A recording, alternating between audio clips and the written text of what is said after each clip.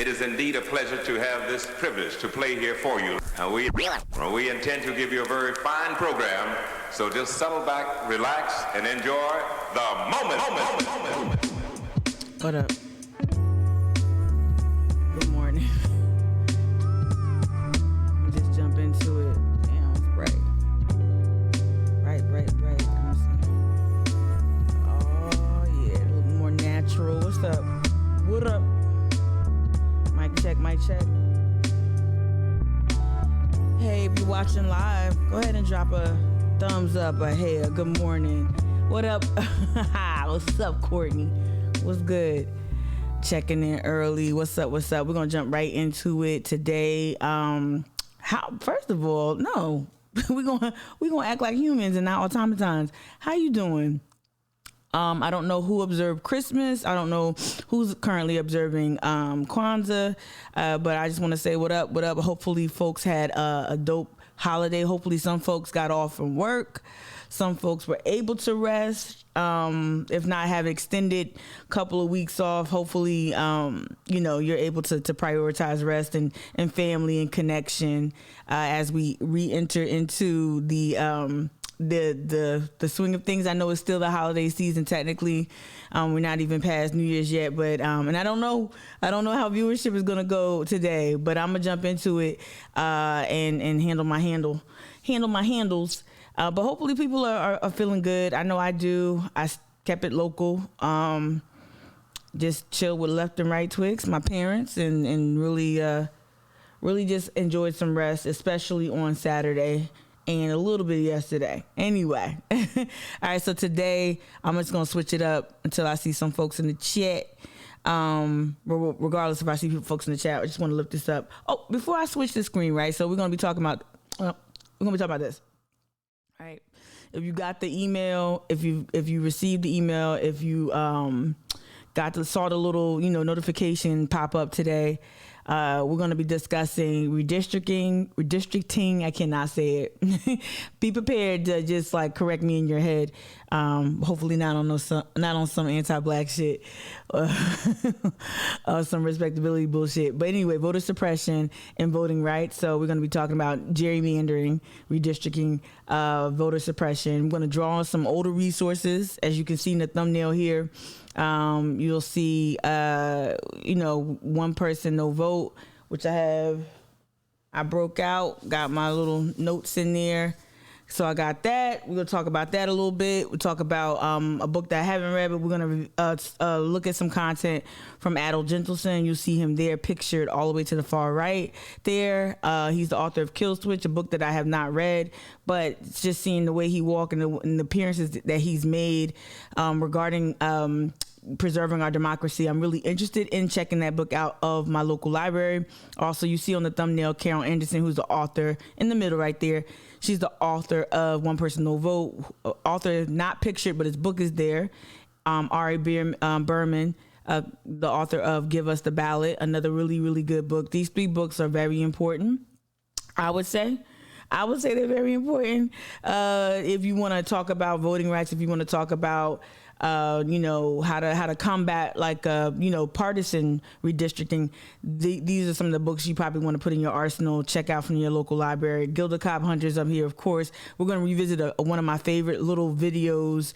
I say little, but it's really profound in terms of the statement it makes about the unique challenges here in South Carolina when it comes to voter suppression and the historic roots of voter suppression. We're going to talk about the filibuster and its roots. And guess who else makes an appearance?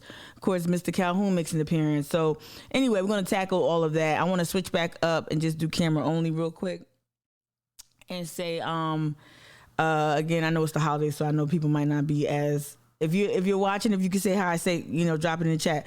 But I want to say this. I just want to have this on the record for those who watch this later a little bit. If you are enjoying your day off and didn't want to wake up at 8 to watch this live, I just wanted something that was on my heart. When we're talking about democracy, when we're talking about fighting for things like voting rights. What's up, Christy? Good morning. When we're talking about voting rights, when we're talking about, what's up, D?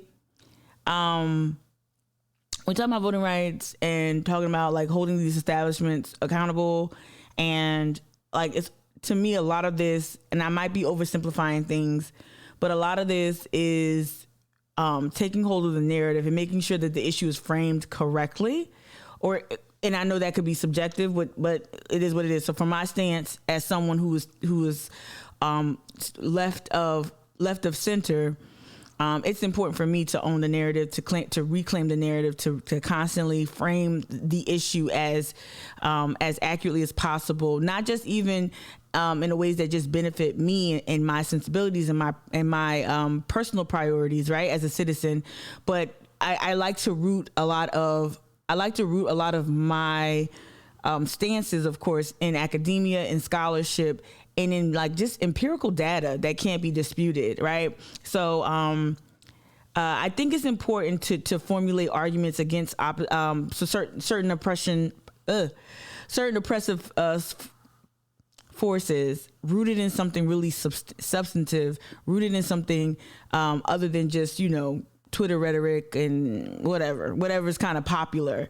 I want to say that I'm bringing that up specifically because of course, what we're talking about, voter suppression and all that, and voting rights and preserving democracy, but also because last week at City Council, I was taken aback, and I think in real time I articulated my disappointment in our City Council for as Harry has been voted out, his constituency, his perspective, whatever, his constituency voted him out, and they voted in Stephen Bowden, and I do expect a certain level of civility and decorum and like that perfunctory type of like well-wishing that you would see when a colleague either transitions or is voted Harry Griffin for president. I was really disappointed in seeing I'm not going to name names this morning, certain sitting council people, councilmen really heap praise upon Harry on his way out. And why is that important today? Because I really do think we need to start demanding more from our leadership, and there are things that Harry did, y'all, that are not up for debate. There are things that Harry Griffin participated in and perpetuated and gave voice to. What up, El Kuje? Is things that he did that were disastrous and very damaging to our local democracy, our local democratic institutions.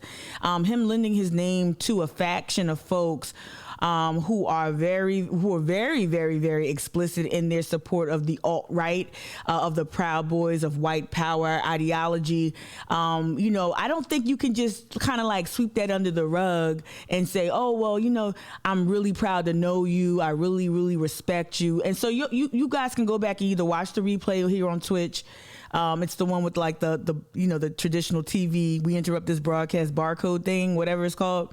You can either you can go back to City Council on YouTube, Charleston City Council, and watch fast forward to the very end where they're saying their goodbyes to Harry. And I'm really disappointed that all of that was like, this is how history is rewritten. This is how narratives are hijacked, and for them to heap praise on Harry on his way out, I thought was baseless, and it signals something very specific to the other. Look, I don't expect them to fucking slap him in his face, right, and like say kick rocks, right? But the praise was, to me, over the top, and I don't know. Maybe some atonement took place behind the scenes.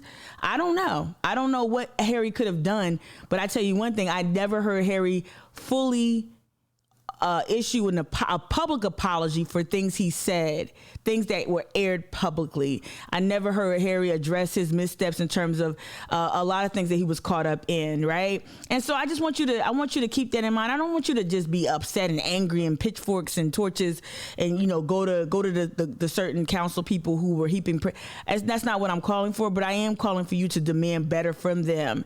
And you will never see me congratulate a white supremacist sympathizer. Let's say that, right? At the very least, let me give Harry Griffin let me extend courtesy that he would never extend to me. At the very least, he's a white nationalist sympathizer. You will never see me slap you on the back and say, "Good luck, son. Hope you will never see that." And I think that's very important to understand what our leadership is made of. There really isn't that much courage, and we've seen it in how they voted, right? Even as Carol Jackson leaves, she's let me not make it about that, but let me just say that, like, just really keep that in mind. What's up, Joni? Good morning. Yeah, El Cool J in the chat, you said could have just said farewell. Yeah, good luck. Like I would. That's fine. You know. Yeah. You know. Hope you know what I wouldn't have said nothing if I were on council, but if I felt compelled to say anything, I'm like, I hope you learned a lot from your time on council. Good health to you and your family. That's as much as I can give you, right? I'm not a monster, but I'm not like just. So I just thought about that in terms of like, because that's how. So when you go back to those council people, they're gonna probably be more inclined to like. Or when you go back in time, or you go back and read, or you go back and you ask them their comments on Harry, they're going to like sugarcoat what he was a part of. And he was, not only that, he was an abomination. And I think what would led me to say this today, as we talk about redistricting, as we talk about voter suppression and voting rights, I think what led me to want to say that is that there's a really weird way that people, like how history can be written in a way that downplays what happened. And also too, city council, which I don't know why they're hell bent on damaging their own institution's credibility. I'm not talking about voting the way I want them to vote. I'm talking about standing up against white nationalist hate right then and there when you can in real time. And I think that damages that institution. And I also think that they're continuing to cede ground to the business interest within Charleston is also damaging their institution. But anyway, just wanted to say that. And as we talk about institutions being damaged and whatnot, that was a lot. 12 minutes. All right, here we go. Yeah. All right, so this is what we're going to be talking about. And I bookmarked a lot. I was so prepped. Usually, y'all, when I get prepped though, it's a catch-22 when you prep a lot. It's a catch-22 because there's almost too much. I almost packed in too much information. But we're going to get to it. We're just going to get to everything and try to open up as much as possible. I'm not even going to do a local news roundup. I'm just going to go ahead and just jump into the things jump into the content that I've set aside. Let's do that real quick. I really do hope y'all had a good holiday. I didn't spend too much time talking about that, but I want to say this too before we hop into the content. Every time I think I got my stuff together, I don't. As we hop into the content, let me see. Let's go. Hold up. I wanted to just say I'm very, very thankful and grateful to so many of my followers and viewers who showed up literally showed up over the holiday to drop off gifts, all that. It's just been super rad. Can't even see it. I got a fiddle leaf fig from somebody's auntie. I've got Nicole, little mama, dropped off some art, some little gifts. Amazing ravioli. Shout out to everybody who really who's really been killing it and just really showing me love during the holidays. All right, I want to get into it. I want to start in South Carolina and then go out. I want to also go back to some conversation involving Nancy Mace and then go out to like the national fight to preserve voting rights, right? I want to broaden the conversation. One thing I want to do that I really was not struggling with. What's up, Allie?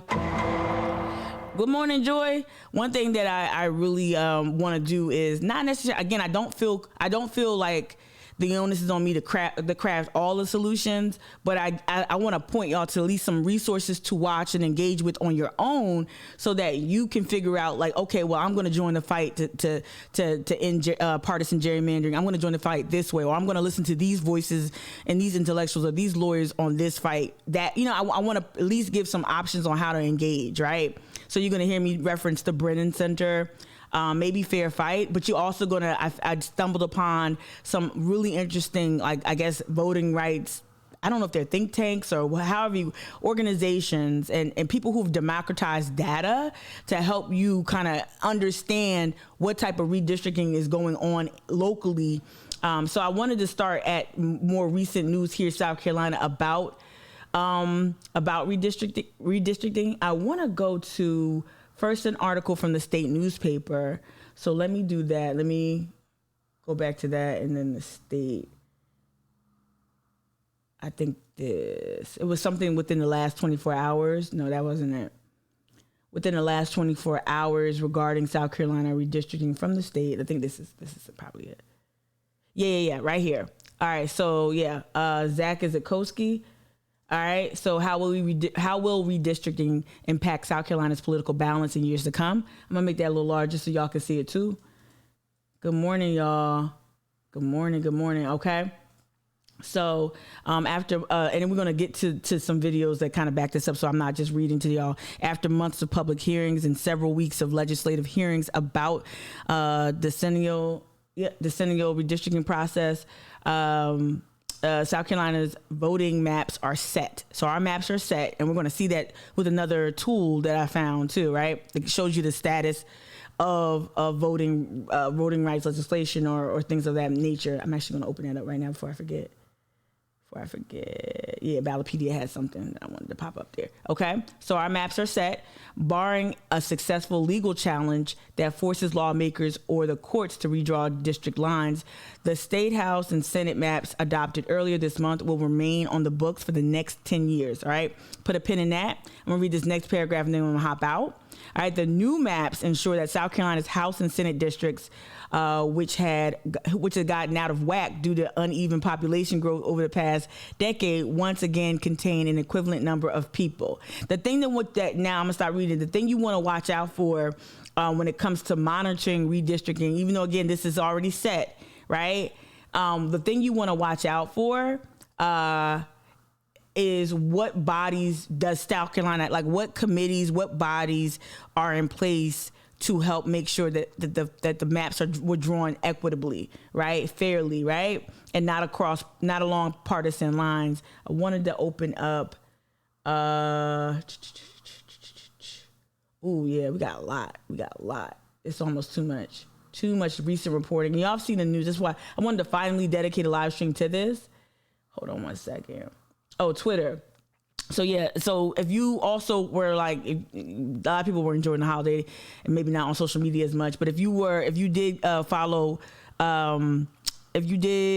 me this weekend on Charleston Activist Network on Instagram, in the stories, I posted this tweet from Mark Elias, right? Shout out to y'all. Y'all put me on. I probably knew this man's work, but probably just didn't know the name. But anyway, y'all put me on. So he tweeted this weekend yesterday. It says new states to watch for new voting rights redistricting and pro-democracy litigation in order of likelihood. So of course South Carolina is at the bottom of the list again. But anyway, South Carolina's at the bottom here. But this was interesting to see that these are some states to watch. I am interested to know why North Carolina's not on there, because North Carolina stay with the fuck shit. Stay with the racialized gerrymandering, stays with it, right? Attacking everything, souls to the polls and all of that. I'm gonna bounce to my Instagram, right? And so if you follow Charleston Activist Network, and you know that I do revisit content quite often, even more so now on Twitch, because a lot of times I'll just leave videos right there on your lap, and and I'm not engaging with it directly. Here we can do that, right? Good morning, everybody who just joined the live stream too. Good morning. What y'all drinking on? What y'all eating for breakfast? Y'all off? Y'all at work? Y'all working from home? What's going on, y'all? I'm trying to find. So I'm gonna play this video and then we're gonna go back to some recent reporting. Or right, we're gonna cue this video up and then probably passed it. No, I didn't. One person, no vote. I'm looking for a thumbnail. Girl, make content. I stay making content. Jeez.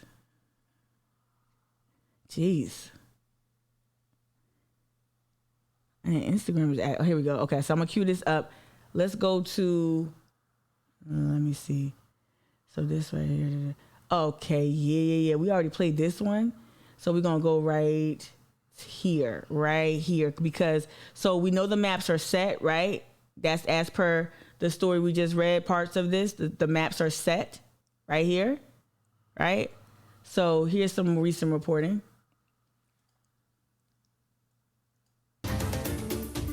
This is from the day before Christmas Eve. So this was a Christmas Eve quick story hit from WLTX in Columbia. At noon, the ACLU is suing South Carolina over its redistricting process again. This time, the nonprofit is pushing back on the South Carolina House district map that was signed into law earlier this month. The suit claims the newly drawn district lines are illegally gerrymandered and are serving lawmakers instead of voters. This comes after the ACLU sued the state in October over a delay in the redistricting process, claiming lawmakers were avoiding public input. But throughout the redistricting process, lawmakers leading the effort have defended their works and say they've held meetings across the state to get input from the public. Okay, so now that you know this, so the maps are set. ACLU has logged into the chat to talk about whether or not this is as equitable as they posit. I guess this is the same story. They just played it on a different broadcast. I want to see if this is part of it. Hold on one second. This might be old. No, this is from November. All right, so I'm just going to lift up the concerns. This is group has concerns about redistricting plans for South Carolina. So this is before, I guess, things were set in place. But I wanted to also just put this on your lap in terms of like what voices are currently engaged and speaking up about like maybe some potential inequities here in South Carolina when it comes to partisan redistricting. This morning, a news conference to highlight the rights of black voters as redistricting moves forward in the state. The South Carolina Coalition of Black Communities shared concerns districts. I don't know that coalition. I do know Catherine right here. I don't know this coalition. I've never heard of that. Will be drawn in a way that minimizes the votes of black citizens. According to group leaders, black legislators make up less than 30% of the state Senate and House. Organizers shared a message to legislators on why electing representatives must be done in a fair way. The concern is. Then you see some people show up with Black Voters Matter T-shirts. Usually, Catherine Fleming right here, she's on the radar of. She's in the orbit of like Black Voters Matter, Black Voters Matter, like I guess activity here in South Carolina. Very familiar face. That our voice, I'm afraid, wasn't heard and wasn't looked for. I am that voice for the voiceless. And let me just tell you, it is simple as this. The plans, the maps drafted by the South Carolina House Redistricting Ad Hoc Committee are very dangerous to South Carolinians. The South Carolina Coalition of Black Communities is a statewide group focused on community organizing, public input, and map building. Yeah, I'm not familiar with their work. If y'all know about their work, let me know in the chat. I'm not familiar with their work. I will say in the absence of strong statewide Black Voters Matter leadership, I guess that certain groups are cropping up to do what a Black Voters Matter would in theory be designed to do. I want to visit some content from my former boss. Now, this is the way back, right? So this is Cliff Albright with Black Voters Matter. Y'all know I used to be a state director with them for the state of South Carolina, right? Just for a handful of months, not even a year. But so I wanted to visit some commentary. Again, it's not recent, but it helps you also understand, like, I'm very frustrated with the Biden administration for a number of things, right? I probably run out of fingers to count on, but one thing I'm very in the top 5 of things I'm pissed off at regarding Joe Biden and his feckless administration is the lack of political will to really get Voting Rights Act, the voting right legislation that's named after in honor of John Lewis. I'm very disappointed. So I'm going to go back to some commentary from Cliff, because I think Cliff always nails it, and Cliff always is able to crystallize the issue in a way. The House voted today to pass the law. Yeah. So again, this is from August. So this is from August, and I think Cliff is just really good at nailing what it is and why, and talking about why this administration is so hell-bent on not just moving in the way that we thought they would be moving in terms of like being activated behind an issue. They're just not listening to people on the ground, and they'll pay for it in some way, shape, or form. But I don't think they really care as much. But here we go. The House voted today to pass the long-awaited John Lewis Voting Rights Advancement Act, which seeks to restore voting rights protections that were severely weakened by the Supreme Court. It passed the House along party lines with 219 Democrats in favor and all 212 Republicans opposing. And like the For the People Act, it now faces an uphill battle in the Senate, where it likely will not receive the 60. So we already know the outcome, right? It didn't pass, right? Again, this is from August, but I think that what you'll hear from Cliff is very important. Votes needed to get past a filibuster. I got a chance to sit down we're going to talk about the filibuster too. Co-founder Cliff Albright earlier today and asked him about the vote and what the group did today to keep the focus on voting rights. Take a listen. So, Cliff, you were at a rally today in front of the White House, the League of Women Voters rally. You spoke at that rally. It's about trying to refocus the White House's attention on voting rights legislation. What did you say to the people in attendance at that rally? Yeah, I was delivering a message, and thank you, Charles. I was delivering a message, and we were all delivering the message that the president has got to pick a side, that he's got to get more involved in this battle for our voting rights, that he's got to get involved in picking a side, voting rights versus the filibuster. You can't say that you support both. It's one or the others, and clearly we want to support voting rights. We made the argument that we... And I want you to know that now I will say this, the recent movement from the Biden administration regarding voting rights and access to the ballot and creating access to a ballot, I know for a fact, you can see this has been, they had to start responding to pressure from groups like Black Voters Matter and other groups, LDF, Brennan Center. A lot of these groups also empower legislators. They also empower organizers on the ground, like Black Voters Matter and a number of other organizations that work in concert with Black Voters Matter. So the Biden administration is finally, and even if in this little like mediocre ass, half-stepping ass way, responding to the public pressure and the outcries from folks who are trying to say, hey, no, look, the house is on fire. We need the fire department here to put this out. Don't give us more buckets to start a line and just start put it out pail by pail, right? We need actual resources. And one thing that the Democrats always take for granted, and Democrats, I mean establishment Dems who are really, really comfortable with the status quo. One thing they constantly try to browbeat us into doing is organizing ourselves outside of, organizing our way out of a mess. That's why this next voting cycle, more than any other voting cycle, I will not be playing the same position that I've played routinely. I will not be talking about I will not be participating in voter registration drives. I will not be participating in any type. I will be talking to candidates and talking about issues, absolutely.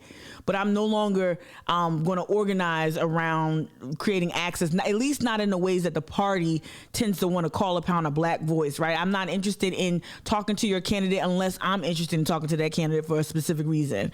As the calls will come in and as the DMs will come in, I'm really going to just really play my part and stay in my lane, because I already know and anticipate that they think that we can organize our way out of that. We cannot. It's a full court press. You need a Black Voters Matter. You need grassroots leadership, but you need your elected officials to also demonstrate some sort of courage, and show up and actually strengthen these institutions. Strengthen the institutions. We'll do our part to highlight the issue and zone in on using the data to inform our message. We'll do that, but y'all got to do your part. You gotta end the filibuster, and you gotta get on Manchin's neck, and you gotta get on whomever's neck and start taking some toys away. You need to find, this ain't hard, right? I'm not a parent, but I have been a manager, right? Sometimes I felt like I was babysitting, even though parenting is not babysitting. I'm not saying that, but sometimes I felt like I was babysitting whenever I worked in retail, right? Sometimes I felt like I was. I'm taking this analogy to another level. I was babysitting sometimes, because people like when you have maybe some workers that are less productive than you need, like basic shit, like, hey, I need you to hang up all those dresses that are on the floor over there in soft lines, right? So why am I bringing it up? I'm bringing it up because what I learned, how I learned to be a more effective leader is you learn someone's currency. So sometimes it's not just about, hey, this is your job, do it or I'll write you up. Sometimes it's like, hey, you did a good job last night over here. Keep that up, and I think you'll be in line for this promotion, or keep that up, and I think that there's a spot for you on that team that you wanted to be on in the back room. Keep that up. Like, you have to find their currency to therefore to help them get them to the table. And now when the carrot don't work, then the stick come out. The stick is, now we're going to take away the things that you like, right? Oh, you did great for 2 months, but then your performance fell off. So now we're going to have to just put you back over here on this other team. Oh, well, you've called out several times and you left your teammates in the lurch. So we're going to have to just, you don't get to work these hours anymore. You take away those privileges, and that's what you want I said all of that. That's what you want the Biden administration to do with Manchin. They want them to, like, what's your currency? Okay. So now we're going to take this. Okay, well, this is going to be a little different. Or this is not really available to you, Joe Manchin. This is not available to West Virginia anymore. Your re-election, not giving you those resources for re-election. Oh, that thing that you really want for fossil fuels, not really on the table anymore. And that's something that y'all are not seeing, that Joe Biden can do. He literally can apply pressure to Manchin, but there's a lack of will to do it, right?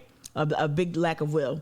Need him to not just lose focus. We know that there are other things going on. We know that there's everything going on with Afghanistan, and he's getting some criticism. Again, this is from August. And that's getting a lot of his attention, and that's an important issue. But at the end of the day, we can't be off, I'm trying to save lives elsewhere. Yep. And fighting for democracy elsewhere, which is important, but we can't do that in lieu of fighting for democracy and voting rights right here in the U.S., right? And so we need him to put just as much energy into our voting rights as he's putting into Afghanistan or what he's putting into infrastructure. In fact, the demand that I made, the request that I made was that he use his power to say, look, I'm glad y'all passed infrastructure, but you know what? Until y'all pass voting rights, I'm not going to sign that bill. Right. Right. He's got the power to do that. Now, whether or not that's a priority for him is another story. So, like, even that, like, so Biden could be like, okay, got this. Y'all wanted infrastructure. I'm not signing shit. You remember now infrastructure, they wanted that. Republicans wanted that. Whether they talk shit on the mic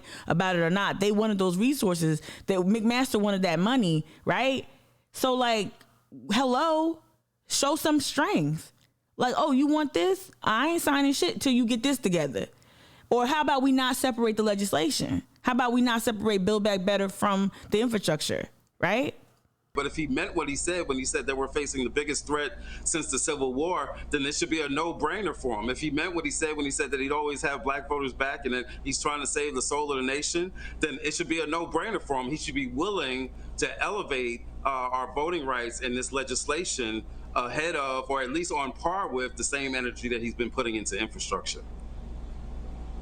Right, but infrastructure is his signature piece of legislation. He seems to be prioritizing that over everything else. Do you truly believe that he would hold that hostage to hold out for voting and see, rights? this is some of the leverage. There is leverage. You can't be the president of the fucking United States of America and not have any leverage, not have any type of power. And that's that thing, this fake powerlessness that I touched on a little bit from the other content from, I think, Katie Halper, is like, this is the biggest fucking kabuki theater ass shit I've ever seen. You have power. You have leverage. You're not using it. And Justin, to your point, Manchin doesn't give a fuck about West Virginia. You didn't say that, I did. He doesn't care about it. So just start pulling the money.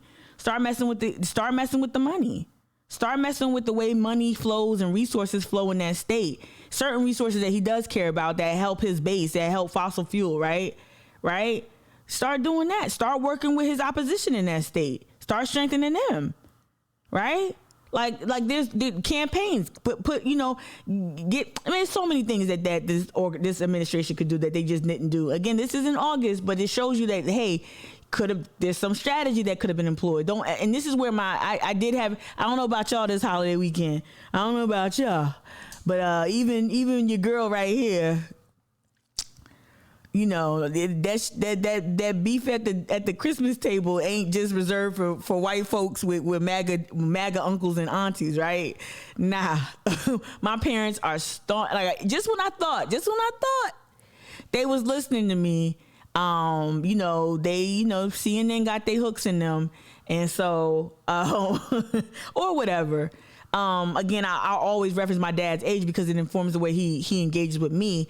And even though I love my father unconditionally, his tendency to downplay or to discredit what I'm saying because I'm his daughter, I'm his child, and I'm female is just like astounding to me. So we got in a little fight because all I was trying to tell my parents, right? Not a fight. A fight would mean we were yelling and nobody raised their voice, especially not me. But like one thing that kept coming up, I kept trying to tell my parents, Biden could do more. Biden could do more. And they just like, oh, no, he couldn't. He was here to just bring down, no, he wasn't here just to bring down the temperature from Trump. No, he wasn't. No. There are things he ran on, things that he promised that he didn't do. There's things that he led us to believe past that he led us to believe that he was going down and he didn't. Right. So it's really hard to kind of get to people to understand that, no, he's not exhausting all avenues. Justin, you dropped in the chat. My point was that cutting off funds would further hurt people. Oh, I see what you're saying. I hear what you're saying. I don't think I'm saying that. Well, the people are like, they already hurt. Like, I hear what you're saying, but you have to do something. Like, I'm not saying cut off people's like vital resources, but I'm talking about there are other things that you would have to, you have to put on the political hat too here, right? So this is not, you can squeeze, I do think El Kuja, I think you could squeeze him separate from the people, but I don't think that the people will get out unscathed. They're not getting out, they're hurt right now. He's hurting them right now. He's depriving them of resources right now. They're currently one of the poorest states right now. You feel what I'm saying? While I'm not saying like pour salt into the wound, I am saying that you can politically frame this as a Manchin fucked y'all over situation. You can literally make the argument, whether it's an ad campaign, whether it's all these types of subversive shit, things that go on y'all that y'all don't even know. A lot of y'all are savvy, and let me not do that. Some of y'all are very savvy, and even if you don't know the group or the pack behind the ad you're hearing on the radio, terrestrial radio, or the ad you're seeing when you're watching Judge Judy, even if you don't know who's behind it, you know that it's not just, some concerned whomevers, right? Concerned doctors or concerned lawmakers, right? There's a way to politically weaken Manchin that people aren't ready or prepared to do. So I'm not saying like, add insult to injury, but I am saying that those people are already in dire straits. And so politically, if you only have, if you have to weaken, this is the kind of argument too with no, it's not the same. I just think there's a level of weakening Manchin and weakening his stronghold on the Democratic Party that they're not willing to do. And I do think that resources have to be, what else do you have? I don't know what else you have.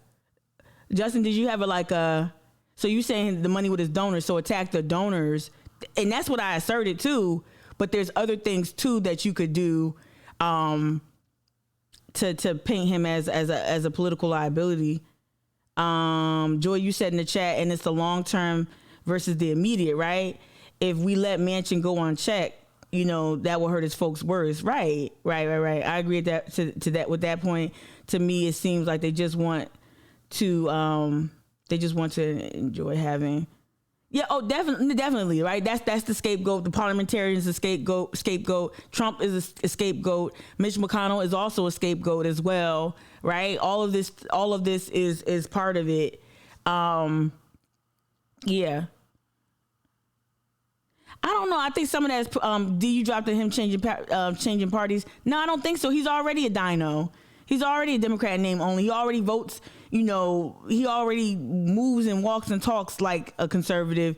I don't think that switching party affiliations actually changes it that much. I don't think so. But I hear you. Yeah, I hear you. You have to make him you have to weaken him politically too. I believe that we would have to force him to do so. I believe that he's not just going to wake up and decide that he wants to do that, right? Power concedes nothing without a demand. But guess what? Lyndon B. Johnson didn't want to prioritize the voting rights bill either. In 1965, our folks, our movement had to make him do that. We had to make him say yes when in fact he wanted to say no. And so it's the same situation with President Biden. I'm clear about what his natural priority is in this moment. I'm clear that he wants his signature to be this infrastructure bill, but we've got to force him, we've got to push him into saying, you know what, the infrastructure of this democracy, our voting rights, is just as important as the hard infrastructure. I see what you're saying. And bridges. At the end, he don't need Manchin to switch over to get that. He gonna get that. He gonna get that regardless, though. D. We gonna get washed. we gonna get dog walked. He don't need that one defection. So to me, that's not even like okay. Like you don't even need to, like, I think Mitch McConnell was just fucking trolling y'all when he did, that was just trolling. And like who said that this week? He been courting this nigga. Like he keep been courting, talking and being real cozy with Manchin. Like that's trolling. That's just like, that was pardon me, I'm just gonna be crass. That's just Mitch McConnell putting his nuts on the table. Right? Like that's all that is. Like that's just what it is. Like it wasn't, that's not as real as, like, I mean, if he does defect, okay. And but that's the problem, right? That's the problem with, like, Manchin been that's the other problem too. Like we can't Marty McFly this shit and get in the fucking DeLorean and go back in time. But what we can do is say, like, as this ain't the first time Manchin pulled this shit. So why weren't we working on finding, maybe some stronger candidates? Yes, Trump won West Virginia, like, astoundingly. Yes. And so to have a Democrat in West Virginia win, that's hard. But we've seen Democrats in red-held states at least do the party's bidding better than Manchin. So how do we find someone who's diet Manchin, I guess? I don't know what the fuck. But also, let's I'm gonna get back into the whole power. Yeah, that too, Justin. You don't need to switch parties and they're all the same. And fundamentally, I don't want to oversimplify it. Here come the leftist oversimplification. Even though I do it too. No, I don't want to oversimplify it to that point. Because what I don't want to do, because that's where I see a lot of the leftist conversation going on, like especially on Twitter. Of course, that's not, the pinnacle of where I get my political discourse. It's not like the ultimate source, and I'm not coming at your neck, Justin. I'm not. But that oversimplification also it ignores the work that I've seen being done in the South, in Florida, Georgia, North Carolina, Virginia, South Carolina, and they also, like, that's why I'm trying to get the attention less off DNR and more on the institutions and these independent bodies and committees that are already in place in certain states. Every state is different.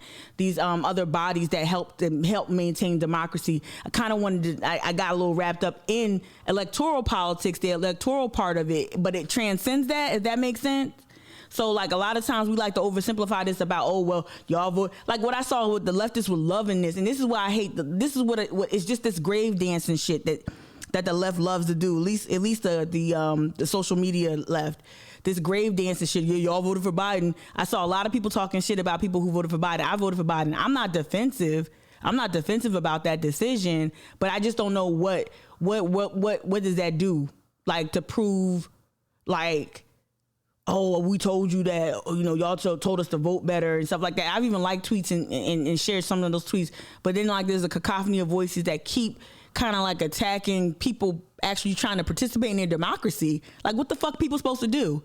When the one accessible tool that we've had that we were told it was a right, what the fuck we supposed to do?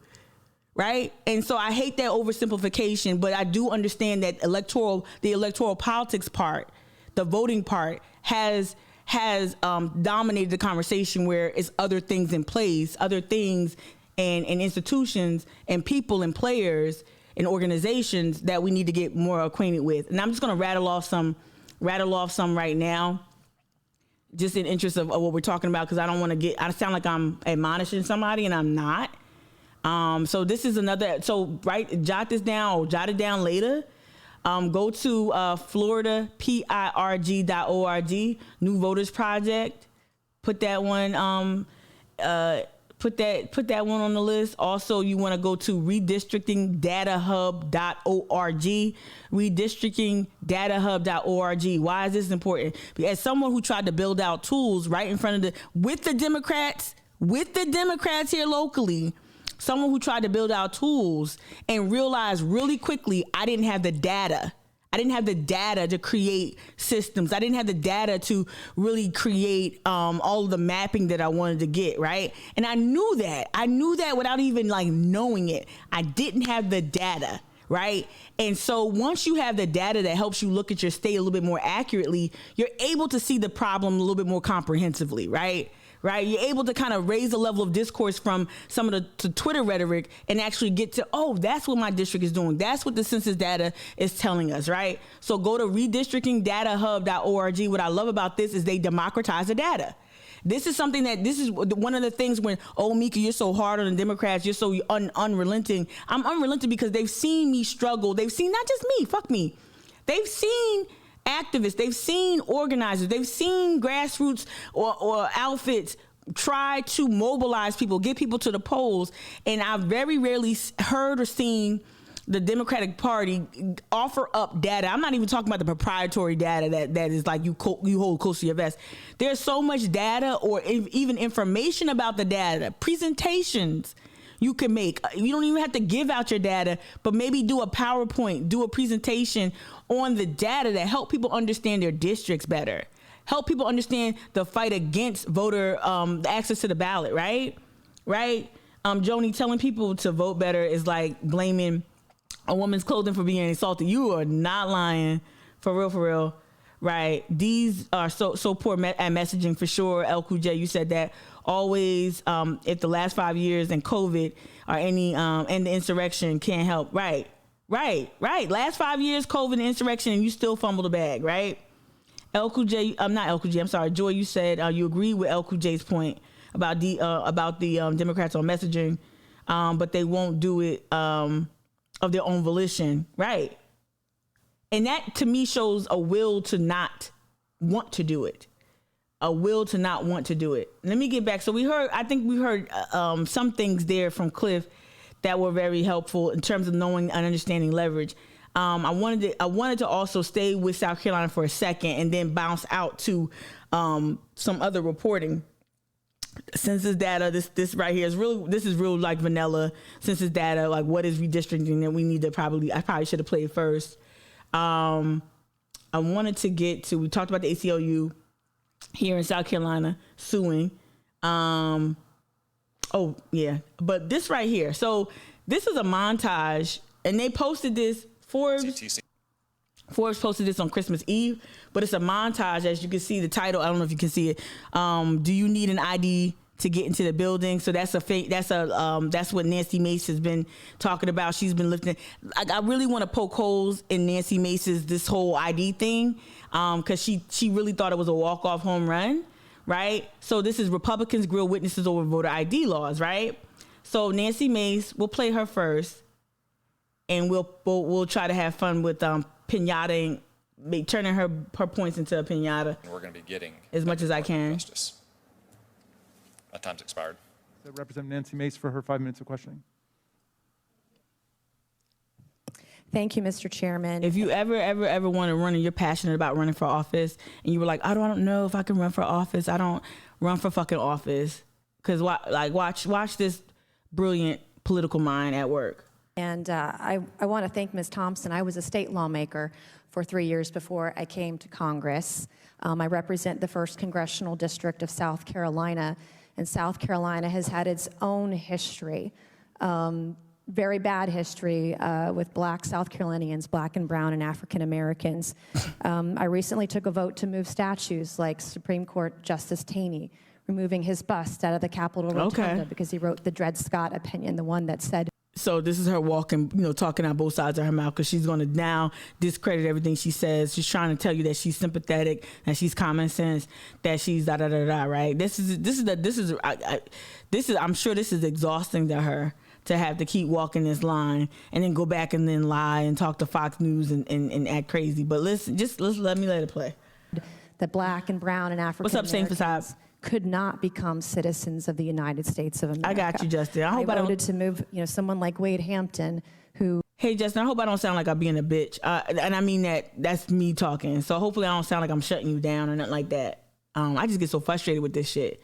But I appreciate your contributions, and I like that we don't always see things the same way. That enriches the space. Seriously, I really mean that. So hopefully I didn't sound too like I'm reprimanding anybody in the chat. I'm trying not to do that. To encourage the murder of over 150 Black South Carolinians during his run for governor. Okay. And I appreciate your comments about the 60s. I was not around then, but I've watched and read a lot of the history and seen the videos and seen the moments of violence against Black America. So I applaud your work on that. My understanding is you were elected in 1972 in Texas. Is that correct? That is correct. Right, and I applaud you for making history, I imagine, in Texas and being a strong voice for Black men and Black women. Not just them. Coming from South Carolina, we've got voter ID. Listen. And I'm assuming Texas is the same way. Do y'all need IDs to buy alcohol when you're purchasing at the store? You went from voter ID to alcohol. Yes, to be sure that you are capable of doing that. Right. Do you need an ID in Texas to buy cigarettes? You can't buy them unless you're at least 21. But do you have to show an ID to buy cigarettes? You do have to show an ID. Do you need an ID when you're getting a job and trying to get on She loves this. In Texas? Yes. Do you need an ID to go to the pharmacy and get a prescription in Texas? It depends on the prescription. But do you need an ID for some prescriptions in Texas? Yes. Do you need an ID to get Social Security services in Texas? You do. I just want to see her. I want to see her land this. To rent an apartment in Texas? Yes. Do you need an ID if you're going to buy a house and finance it via a mortgage in Texas? Yes. Do you need an ID in Texas if you're going to board an aircraft and fly? Oh my God, girl. Yes. Did you fly commercial or fly a private jet on the way to D.C.? A chartered plane. Do you have to show an ID when you fly in a private charter jet? Yes. I just want to see her land this charter jet of a disaster. This Boeing disastrous plane construction. I want to get to the end. Not voting in as high a numbers as Blacks and whites in Texas. Do you know the percentage of Democrats that support voter ID? Okay, so and that's a bad faith argument. A lot of people who are pro voting rights, are pro voter suppression legislation, love to talk about Democrats are. Everyone thinks you should show an ID, right? And so I'm gonna go back to the oldie but goodie, right? So you wanna it's an anachronism. We played. This is older, of course. This is Gilda Cobb with a pressing curl and not the natural locks that we know her to have recently, right? But I'm gonna play this again. It's 3 minutes 25 seconds. I'll play this again. So when you have a Nancy Mace flatten the conversation, they're like, oh, you need an ID to do this. You need an ID to do all these basic things. What's the problem? What's the problem? I'm show you what the fucking problem is for people in the South. To those who say it's an anachronism and that the Voting Rights Act is not needed in the 21st century, I would suggest to them that their rhetoric is not my reality.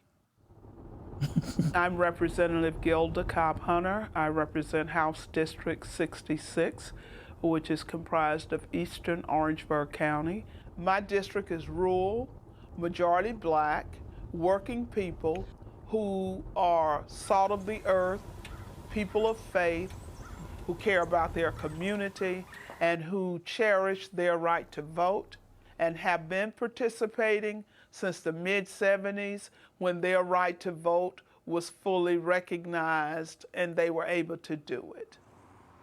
The passage of the South Carolina voter ID bill is a clear demonstration that the past is not the past in South Carolina.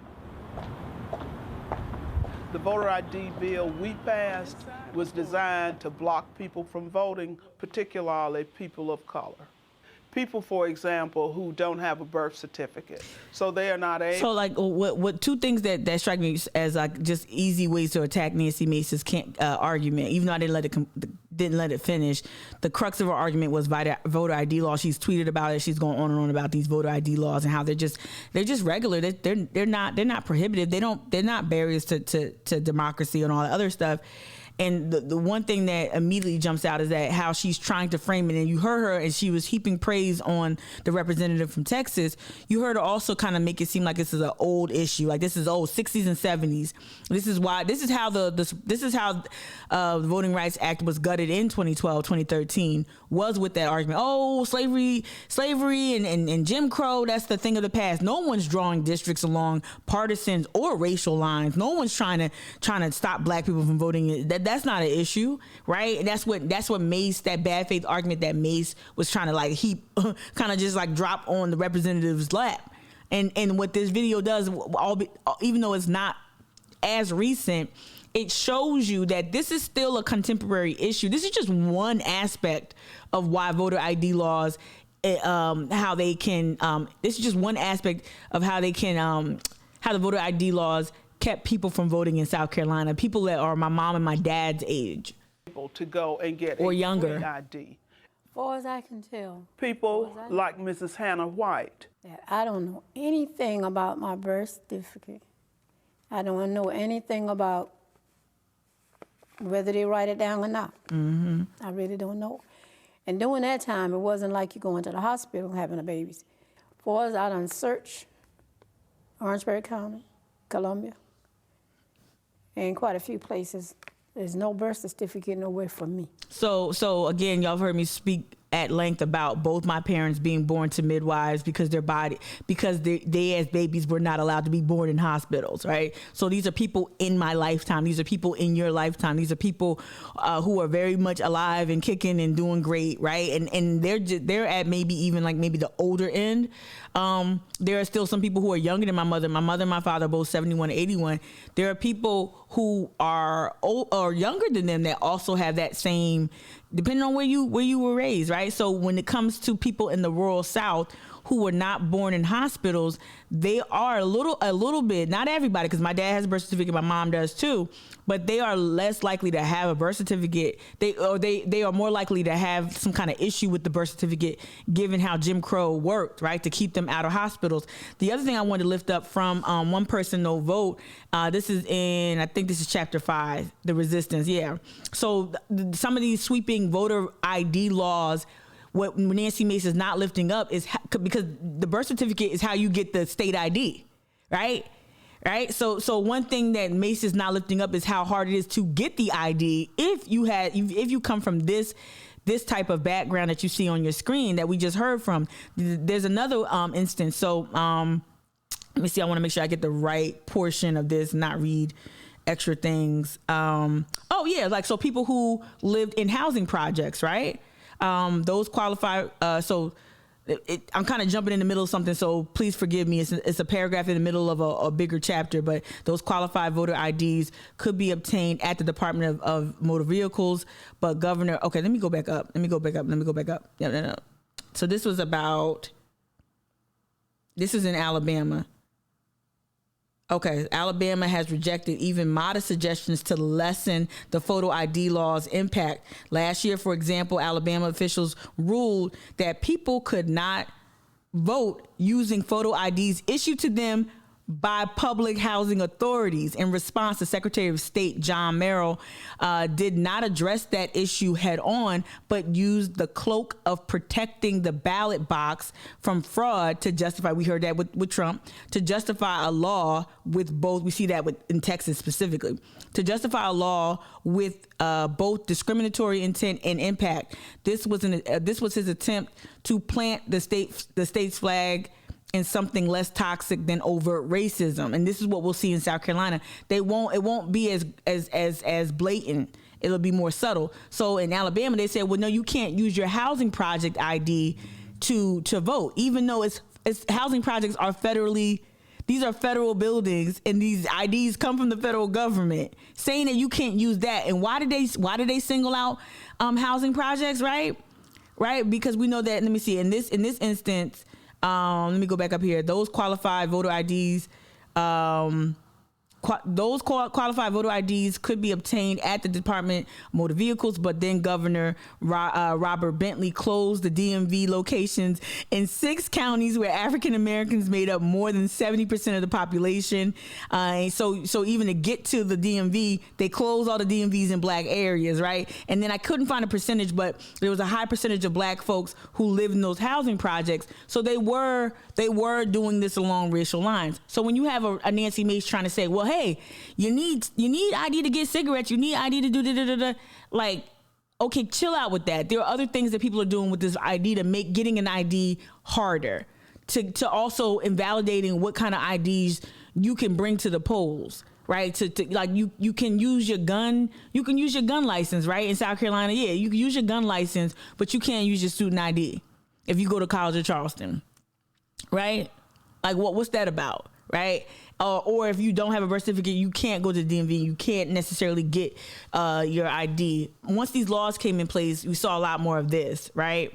Same facade, what's up? If you're not a citizen of the United States, you should be able to vote. Right, yeah. If you live here, you pay taxes. I believe that completely. I know people don't like that argument, but I believe that completely. Let me play a little bit more. Here you have an 82-year-old woman who has been voting and participating in the process for over 40 years, and we come along and pass legislation that would prevent her from voting. I don't think that's right. Right. Breaking news tonight, the United States Justice Department rejects a new voter ID law in South Carolina. Just today, the Justice Department shot down a South Carolina. Without the Voter This is back in 2012. Rights Act and Section 5 in particular, legislators like me would not have had a chance to tell the court how the voter ID bill South Carolina passed would really affect the people I serve. All right, I'm gonna leave it there. That oldie but goodie. Now I want to get back to some more South Carolina. I'm gonna let Nancy Mace keep talking for a second. Do you know the number or percentage of Democrats who support voter ID in this country? I do not, but I don't think it's a whole lot. 72%. That's Do you not know the true. number of black? But she's not citing what she's reading. She's not saying like what poll, 72% where, from what, how many people were polled. Like what is it? Like, is it a Koch brothers poll? Like, what is it? Brown and African Americans in this country who support voter ID. And like when you ask the question, and like what's the polling question? So when we asked 1,000 black people who identified as Democrats across the United States, and we asked a question like X, we got this, like we need to know more than just these data points. I could do that. I could read numbers off the fucking paper, without much context. But see, this is the bullshit game, and this is how what Nancy Mace has perfected is saying something and making it seem seemingly innocuous when it's loaded and also loaded with holes in her logic. So it's not just, oh, go get an ID. No, how about you learn some real opposition. Now, okay, so I don't know if y'all remember, like I've live streamed like 1 billion hours, but I was trying to find. There's one portion of this what's his name?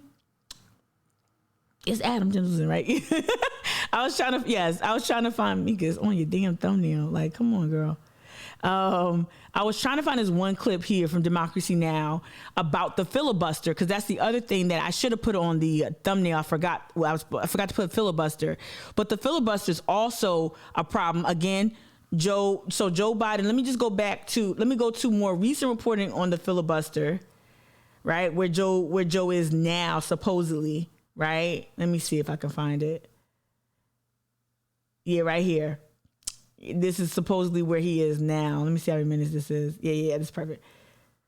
So, let me play this. So President Biden last night said in sort of the most direct terms. So this is the title of the video is Biden will support filibuster carve out in order to pass voting rights. And that's another thing he could have done with other things. But okay, let's just keep it here. That he would support a filibuster carve out. And this is from the 23rd. What made him decide to come out publicly with that direct wording? And then is he Is he lobbying any senators to come along with him on that? Obviously, there are a few holdups on that issue. Sure. Well, to go to, in case you all didn't see the interview the president did with ABC that aired last night, and more pieces were out this morning, the president was asked, and just to, so everyone has the phrasing of what he said, so you support a carve out of the filibuster for voting rights. Well, I don't think we may have to go to that far, but I would. If it's the only thing standing between getting voting rights legislation passed and not getting passed is the filibuster, I support making the exception of voting rights for the filibuster. So just so everybody has the full context. He's been talking about this carve out since like fucking fall. Like, the president has spoken to his view, his strong view that getting voting rights legislation passed is a fundamental priority for him. It's something that is essential so that people across the country are able to. Okay, enough of that. All right, so let me. So basically, recently came out as recently as the day before Christmas Eve to talk about, hey, I support a carve out. I want to see if there was one more carve out conversation, not that one, but I want to play this. Isn't quite over yet, but there's one thing that we know. It's MSNBC, but it was a record year for voter suppression, subversion, and nullification. I don't want to play that. That's not what I want to play. I don't want to play that. All right, so that was the, hey, I support the carve out, the filibuster. This is the clip that the portion of this conversation I've been dying to share with y'all about the filibuster, about its roots. Of course, surprise, surprise. South Carolina features prominently in the origin story of the filibuster. So I could not find this for shit before, and I got it now. Even though I used it and edited it and everything. I want to start right here, I think right here. Let's see. And other sources. So this is Adam Gentleson. He's the author of Kill Switch, a book that I'm interested in getting from the library very soon. They believed that a numerical minority in the Senate should not be given the power to obstruct what the majority wanted to do. By all means, the Senate was supposed to be deliberative. It was supposed to be thoughtful. It was supposed to take things a little slower than the House. But there was a certain point at which debate was considered to have, run its course. He's talking about like our founding fathers, right? Like what was Senate supposed to do? Like how was it supposed to function? And at that point, a majority was allowed to end debate, bring the bill up for a vote, and pass or fail it on a majority vote. What happened was, over the course of several decades, after all the framers had passed away, other senators did use, some obstructive tactics over the early decades, but it was very rare. John C. Calhoun came along, the great nullifier. Pause it right there. Also, I'm gonna rewind it real quick. So this is, again, Adam Gentleson. I know my Patreon Chiron thing is blocking it on the bottom of the screen there. But also he's with Democracy Forward, right? The Kill Switch is the book. What happened was, over the course of several... And Democracy Forward, I think, .org. Democracyforward.org. Add that to your list of resources. Several decades after all the framers had passed away, other senators did use, some obstructive tactics over the early decades, but it was very rare. John C. Calhoun came along, the great nullifier, senator from South Carolina, sort of a grandfather of the Confederacy. Come on. And he innovated some of the tactics that became known as the modern filibuster. Come on. And he did it for the express purpose of increasing the power of the slaveholding class. Period. Right? That's why when you hear people say, oh, the filibuster is a relic of Jim Crow South, this is what they mean. Also, too, we talked about Jamel Bowie's contributions to the 1619 Project, speaks directly to this exact point that Adam's about to make here.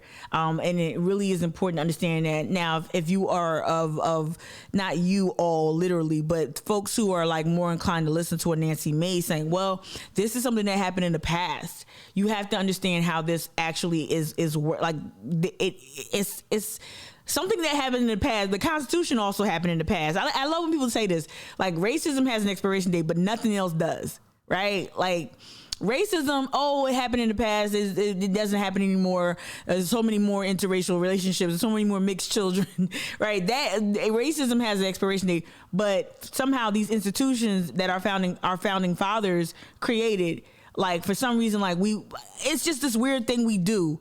Like, those things are supposed to be held so closely. Even the insurrectionists tried to lift up 1776 and our founding fathers and what they wanted to do, the Gadsden flag and don't tread on me.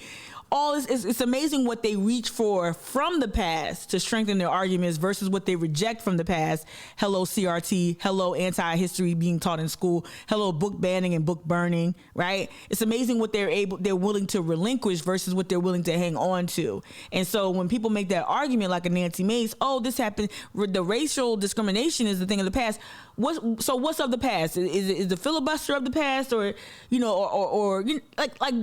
they cherry pick what is a threat versus what isn't a threat very easily, very weirdly, rather. Yeah. What he saw at this time, this was around the 1830s and 1840s, was that slaveholders in slave states were becoming steadily outpowered in Congress. And so he knew that if majority rule was allowed to continue, slavery was going to end, and he felt a very compelling desire. He got caught up there, like the feet went out there, but he was like, slavery was. He knew that slavery was going to be untenable. And again, I really want people. I think one book that people don't read, it's hefty as shit. Stand from the Beginning. I don't even need to look for it. I know what it's called. I was just trying to see if it was here. Stand from the Beginning.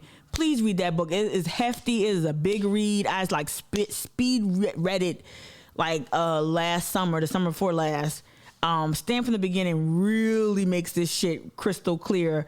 But Calhoun knew that slavery was going to be on its way out. How do Southern states maintain that power? And he baked it in. We talk about his quote around slavery and a peculiar institution and slavery being a good, but we don't talk enough about how his obstructionist politics really are what I find very offensive. Not more than the racial shit, but Calhoun's what he was able to architect in terms of how to help the planter class keep its majority rule, even when they're in the minority numerically, even when they represent far fewer Americans than they actually then their power communicates. I think what he did with that is like really, really fucked, like, for lack of a better phrase, fucked up.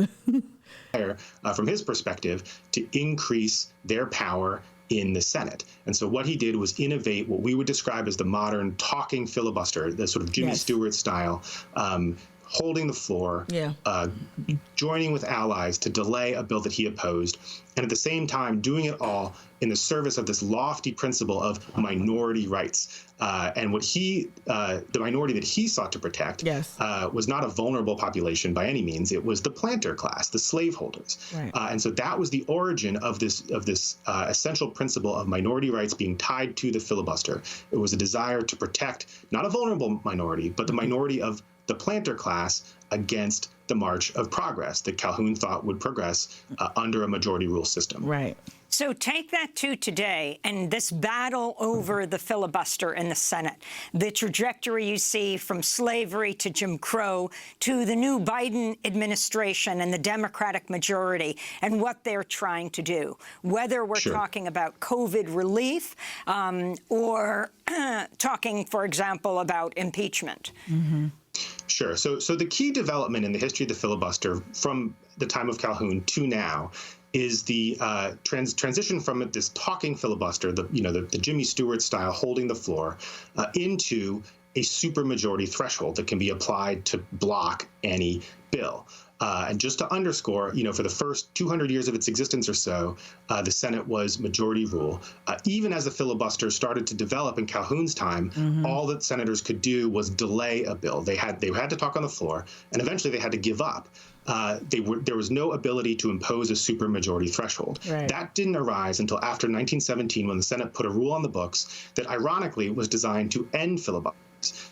It implemented a supermajority threshold that, under the principle that after a debate had gone on for long enough, 2/3 of the body would be able to come together and say, you know what, this is enough. Let's cut this off. Let's move to a final debate, a final vote on the bill. It took a long time for this to happen, but Southern senators in the Jim Crow era, and this gets back to what President Obama was talking about, skipped over that. to reverse the purpose of that rule, and instead of using it to end debate as it had been designed to do, started using it as a higher threshold for civil rights bills to have to clear. Specifically civil rights legislation. So you basically literally are raising the bar, the standard to pass this legislation strictly out of racial animus.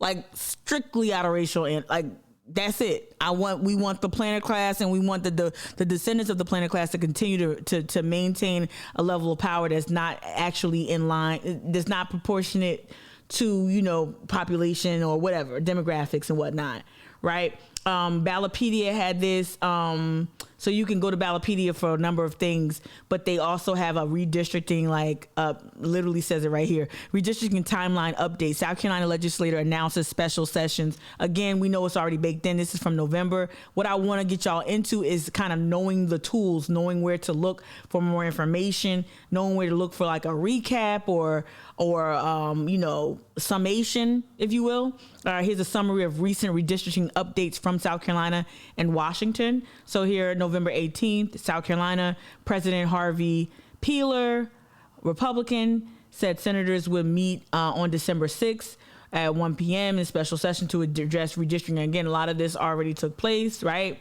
And then it tells you right here in Washington what took place. So you've got that resource here. That's why I wanted to just address that as I had that queued up. I did wanted to pull up, I think Adam Gentleson wrote an article, New York Times, I believe, on redistricting or on this fight. Let's see what this one is. This is he wrote 2 opinion pieces. So this one was really interesting right here. The powerful GOP strategy Democrats must counter if they want to win. So a lot of this too is strategy, and it's the long game. We can't. It's not about. It's almost feel like we're monkey barring from election to election, and we have to broaden this fight. We have to like not broaden the fight. We have to. I kept saying that, and that's not really accurate. We have to really heighten the level of discourse around how we talk about this fight. We can't vote our way out of this. We can't organize our way out of this. There's a level of strategy that needs to be employed, and we have to have the political will to prioritize this stuff. And I think Joe Biden is like he is definitely responding to pressure, to the polling, to his approval ratings being the fucking dumpster fire. He's responding to it. He's just doing it in a very like weak and meager way. All right. So here, Adam Gentleson, he wrote this with Tori Gavito here. I'm going to read a little bit of it. The Virginia election results should shock Democrats into confronting the powerful role that racially coded attacks play in American politics, right?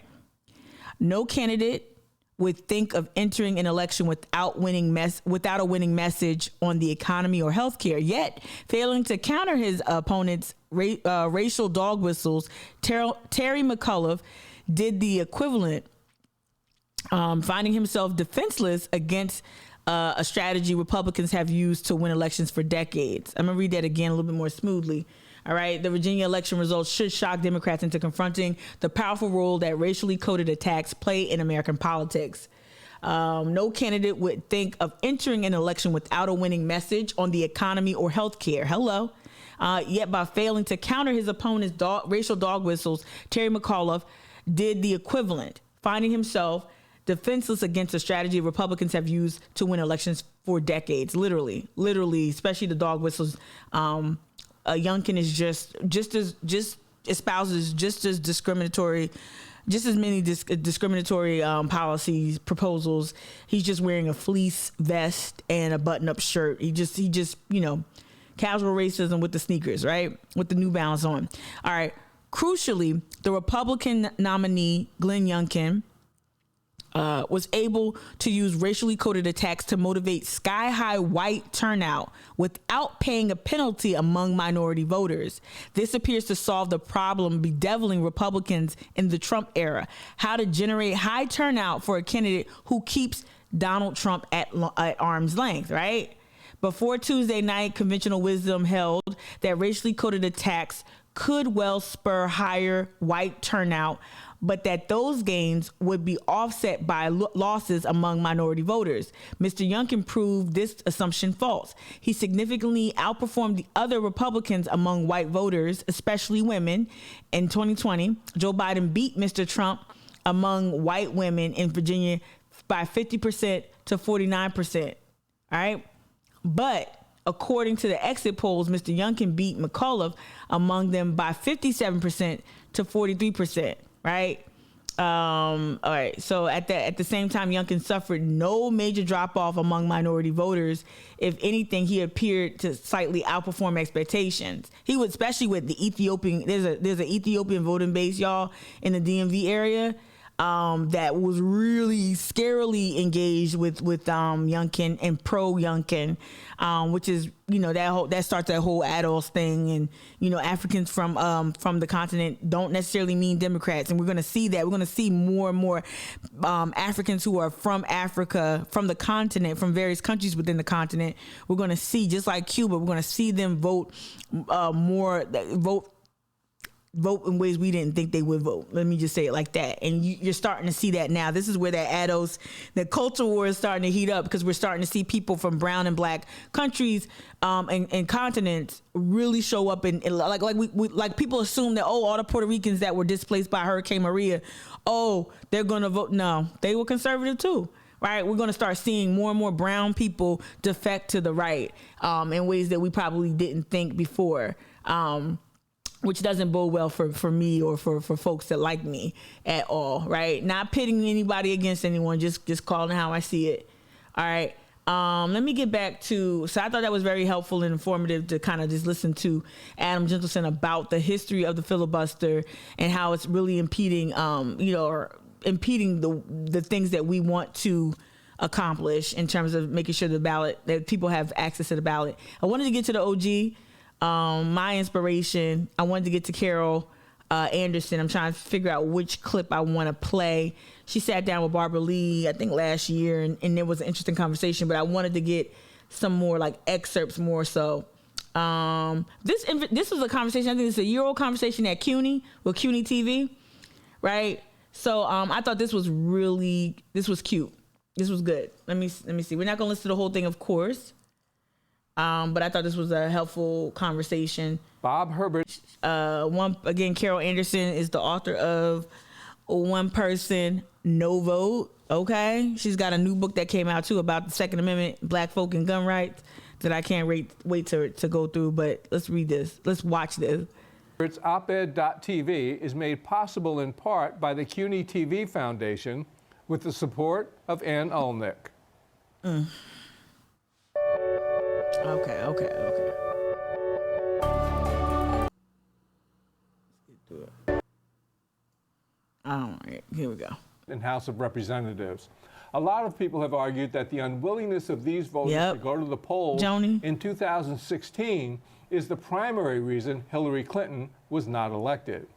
A new book puts a big spotlight on that false narrative. It's called One Person, No Vote: How Voter Suppression is Destroying Our Democracy. The author is Carol Anderson, a professor and chair of African American Studies at Emory University in Atlanta, and she is my guest this week. Carol, welcome. Thanks for coming in. Thank you so much. I appreciate it.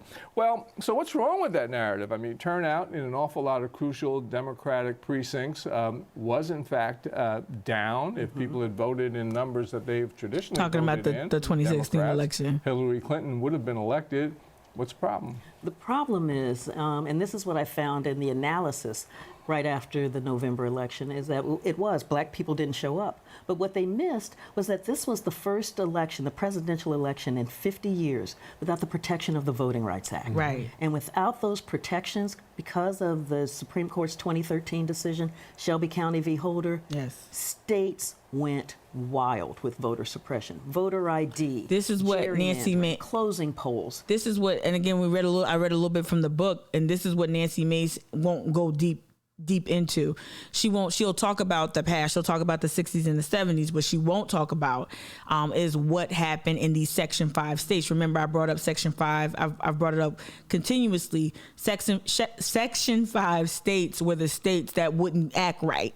So these are the states that were more apt to enact voter suppression or just suppress the vote in so many ways they all that make your hair curl, right? And so once Robertson them said, oh, we don't have to worry about racialized discrimination at the polls anymore. We ain't got to worry about that. We don't got to worry about racialized gerrymandering, redistricting. We don't have to worry about that. Let's take that Section 5 provision, that clearance provision out so that, that there was no checks and balances in place. And once that happened, you started seeing those Section 5 states go ham, including South Carolina with the voter ID laws. And there's more to come, too, especially after these new maps were drawn that'll be in place for 10 years, barring any type of major litigation from, whatever Elias is working on, Mark Elias is working on. I hope I'm saying his name right. Or depending on what the ACLU, I'm not really looking at the ACLU like that. I'm looking more at like LDF, Legal Defense Fund, NAACP's Legal Defense Fund. I think sometimes ACLU just gets headlines. Just like all these other big nonprofits. Like some of them do really. ACLU does great work. I don't want to discredit that, especially after working with them a lot last year. I don't want to discredit them, but I also see how they move too. Like, you jump on shit after the fact, but LDF be on it, and other bodies are on it. And we're gonna get to one more Harvard conversation that was very instructive in terms of, and that's where I got a number of the resources that I'm presenting on this live stream. But I wanted to revisit this 2018 clip because it helps you understand the issue, like what happened in these Section 5 states following the gutting of the Voting Rights Act. Voter roll purges, the whole 9 yards, to target it at African Americans, Latinos, Asian Americans, the youth, the poor, in order to depress the traditional Democratic demographic that votes for Democrats. So give us a sense, explain why the Voting Rights Act, it's the Voting Rights Act of 1965. We talked about that in Alabama, D. Why it's so important, there too. or it was so important up until 2013, I guess. Why that remains so important all these decades later. And it remains so important, and I'm going to contradict Chief Justice John Roberts. Please do. Please do. Because in his decision in the Shelby County v. Holder this is important. Case, he said several things. One was that the racism that had prevented African Americans from voting, and the racism that had required the Voting Rights Act, in fact, to come into being, that's no longer here in America. We're not racist like that. Oh, we're past that. Yeah, post-racial. We're so past that, according to John Roberts. Right. He also said that the Voting Rights Act was basically calcified, that only 17 districts had been bailed out of the protections of the Voting Rights Act. And so it shows that the Voting Rights Act wasn't working. Okay, but two things. What he missed was that racism is alive and well in America. And two, it's clear because when the Voting Rights Act was getting its 2006 reauthorization, they had counted over 700 changes. Yes. That states and jurisdictions had tried to make that the Department of Justice stopped because they were racially discriminatory. So if the Department of Justice has stopped 700 changes to voting rights laws, it tells you that this thing is just clamping at the bit like this monster in the basement trying to come through the door. And the Supreme Court let that door wide open. Right, and so now, and I got this directly from a presentation I want to queue up next.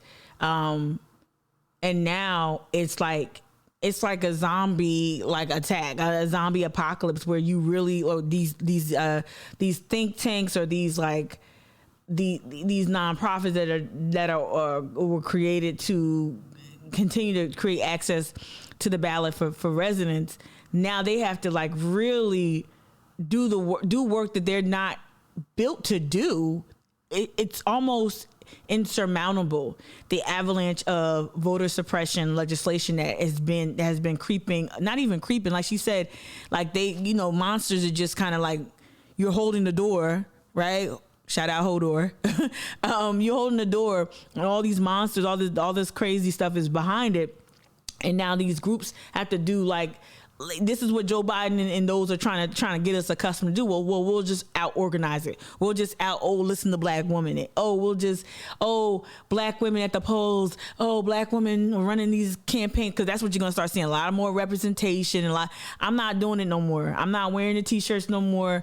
I'm not going out there. I'm not no mule for the party. We cannot out organize this. You're gonna have to put some sort of legislative heft behind some of this work. All of this now we need to keep organizing, but you cannot organize against this at the grassroots level. You just cannot do it. But you can find the data, you can find the information, and help build out the argument. I want to read about this before I hop into this is redistrictingdatahub.org.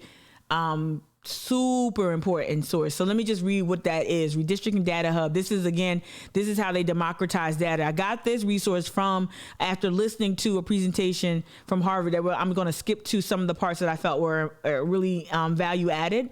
So about us, we are committed to nonpartisanship and ending gerrymandering. So for y'all, NAACP's Legal Defense Fund, League of Women Voters, the Brennan Center, the Redistricting Data Hub. I had the Florida Project up, right? I had the new Voters Project in Florida. These are things Black Voters Matter, but more so people who are actually going to take this to the courts. So that's going to be your LDFs, your Brennan Centers, your EPI, maybe, and organizations like this. What is it? I'll have to figure it out. Anyway, about us, we're committed to nonpartisanship and ending gerrymandering in all forms.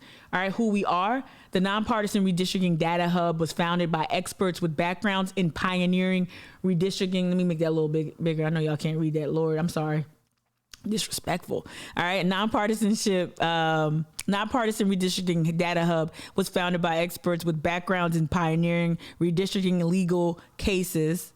The establishment of independent redistricting commissions. And that's the other part. That part right there, independent commissions, y'all. Like, what states have that, what states don't. And the need for more independent bodies that are outside of the legislature, that's going to be critical. So when we talk, so this is where I get so fed up with the Democratic Party. Why aren't we having a conversation about what we can do, right? Why are we just focused on elections and candidates, right? And I will also admit that I've engaged you all a lot with candidates, like, oh, look at Joe, oh, look at Nancy, oh, look at Lindsay. I get that, right? It's a very big part of our, who represents us in Congress, who represents us at the Senate level, and all that's important. But why aren't our parties, and we know why, it's a rhetorical question, why aren't they working to show us the things that they could do, the organization that they could be working with to make sure that we have certain governing bodies in place that act as a certain nonpartisan checks and balances? Why don't we have that? Why don't we know about that? Why do I have to research this and read maybe 3 chapters out of a book that I read a year ago and then go, why do I have to mine for this information? Why aren't we talking about this more readily? Why aren't we talking about the health and wellness of our democratic institutions here, small d, democratic institutions here in South Carolina? Why aren't we talking about independent redistricting commissions, whether they are, because every state is different. If they are here, how do they operate? How do they work with our state legislature? How do they actually provide more access to the ballot, right? So anyway, they pioneer redistricting legal cases, establishment of independent redistricting commissions, and related ballot initiatives in Florida, Arizona, and other states, Section 5 states, okay? And then I'm gonna read this little preamble, then I'll go back to the video real quick. It says, we believe an effective democracy requires fair representation. Our goal is to provide individuals, civic organizations, and good government groups the data. Again, democratizing the data is so important, right? That's why this site, y'all need to jot it down, okay? Redistrictingdatahub.org, right? All right, so let me go back to that sentence. We believe an effective democracy requires fair representation. Our goal is to provide individuals, civic organizations, and good government groups the data, tools, and knowledge to participate effectively in redistricting processes by learning how to define their communities, provide meaningful public input, recognize gerrymandering, and advocate for fair and legal maps. Period. Let me just... So that's what this site is designed to do. And so you can go search by state. Let me see if I can go back.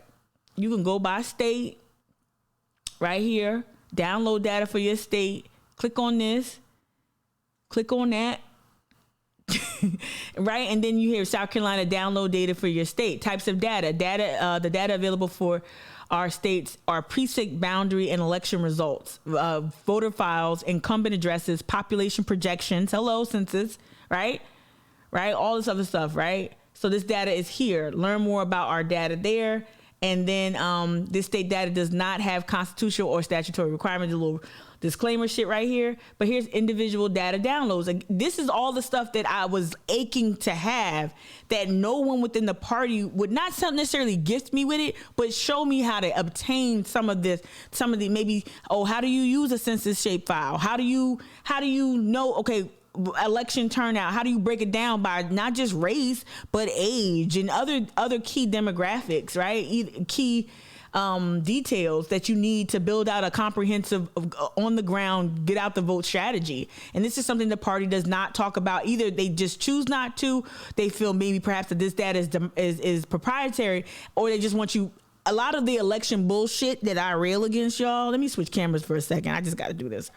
And just the Bakaris, the Michael Wukalas, the Antoine C. Wrights, the Travs, Travis, running the Democratic Party, the Colleen Condons, a lot of them, the Mandy Norrell, a lot of them, y'all, a lot of their value, a lot of the views that they express publicly are informed largely by upholding. Now I'm going to give this a little workout. Industrial complex is going to get a workout here, as it often does.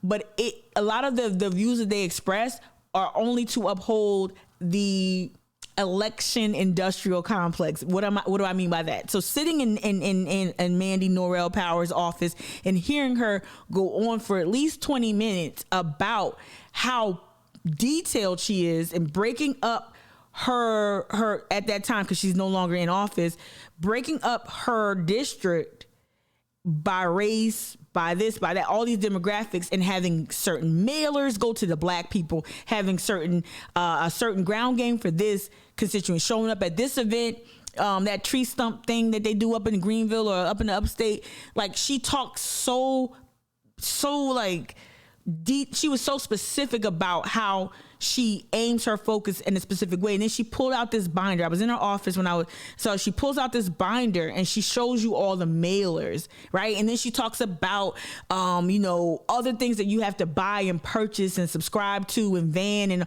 all this. And why am I bringing this up now? Because a lot of the conversation that you will hear from the Democrats here that run the state level party and pick certain leaders throughout local, county, and whatever. A lot of the conversation you will get from the Democratic Party is all about get out the vote. Listen to this candidate, this jamboree, this event here, this, that. All of that is because there's thousands and thousands, millions of dollars in these industries to keep the noise level high, not the substance.